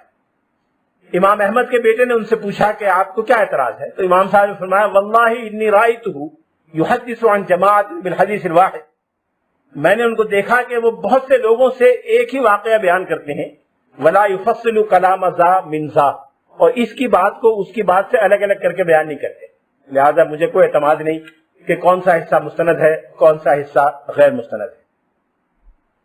لیکن اس کے باوجود محدثین میں کچھ لوگ تھے جو ان کو قابل اعتماد سمجھتے تھے ان کے علم اور تقویٰ کی وجہ سے، کچھ لوگ تھے جو ان کے بیانات کو زیادہ قابل اعتماد نہیں سمجھتے تھے ان کے ان 2 کوٹ ان کوٹ جرائم کی وجہ سے۔ لیکن امر واقعہ یہ ہے کہ حضرات محدثین کے اس تأمل اور تحفظ کے باوجود سیرت وہی ہے جو ابن ہشام نے بیان کی۔ آج سیرت کے نام سے جو ذخیرہ ہے وہ ابن ہشام ہی کا بیان کیا ہوا ہے، اور ابن ہشام کی تحقیق اور کام سے کوئی مستغنی نہیں ہو سکا۔ ابن اسحاق کے بارے میں اور بھی بہت کچھ کہا جا سکتا ہے، بہت بڑے آدمی تھے، اللہ تعالیٰ ان کو جزائے خیر دے۔ ان کی کتاب بہت ضخیم اور مفصل تھی، وہ ہم تک نہیں پہنچی۔ ان کی کتاب کا ایک نیا ایڈیشن ابن ہشام نے تیار کیا، عبد الملک ابن ہشام نے، جو سیرت ابن ہشام کے نام سے مشہور ہے۔ ابن ہشام نے اس میں اضافے تو بہت تھوڑے کیے ہیں لیکن تھوڑے۔ ابن ہشام نے یہ کیا کہ پہلا حصہ حذف کر دیا کہ زیادہ اعتراض اسی پر ہے، اس کو نکال دو، تو مبتدا والا حصہ انہوں نے نکال دیا، اور حضرت اسماعیل سے مختصر بیان کر کے معاذ ابن عدنان اور پھر حضور کے قبیلہ قریش اور حضور کے دادا قصی پر آ گئے جہاں سے مستند معلومات ہیں، اور پھر پورے سیرت کے واقعات بیان کیے۔ دوسرا کام ابن ہشام نے یہ کیا کہ ابن اسحاق کی سیرت میں بہت سا شعری مواد بھی تھا، جو ابن ہشام خود اپنی جگہ بڑے ادیب اور عالم تھے، ابن اسحاق اپنے تمام علم و فضل کے باوجود شعر و ادب میں کوئی نمایاں مقام نہیں رکھتے تھے۔ ان کو یہ پتہ نہیں چلتا تھا کہ یہ جو شعر ہے یہ واقعی اس کا درجہ کیا ہے، یہ اس آدمی کا ہے بھی یا اس کا مقام کیا ہے، تو انہوں نے بہت سے ایسے اشعار بھی درج کر دیے تھے جو مستند طور پہ ثابت نہیں تھے۔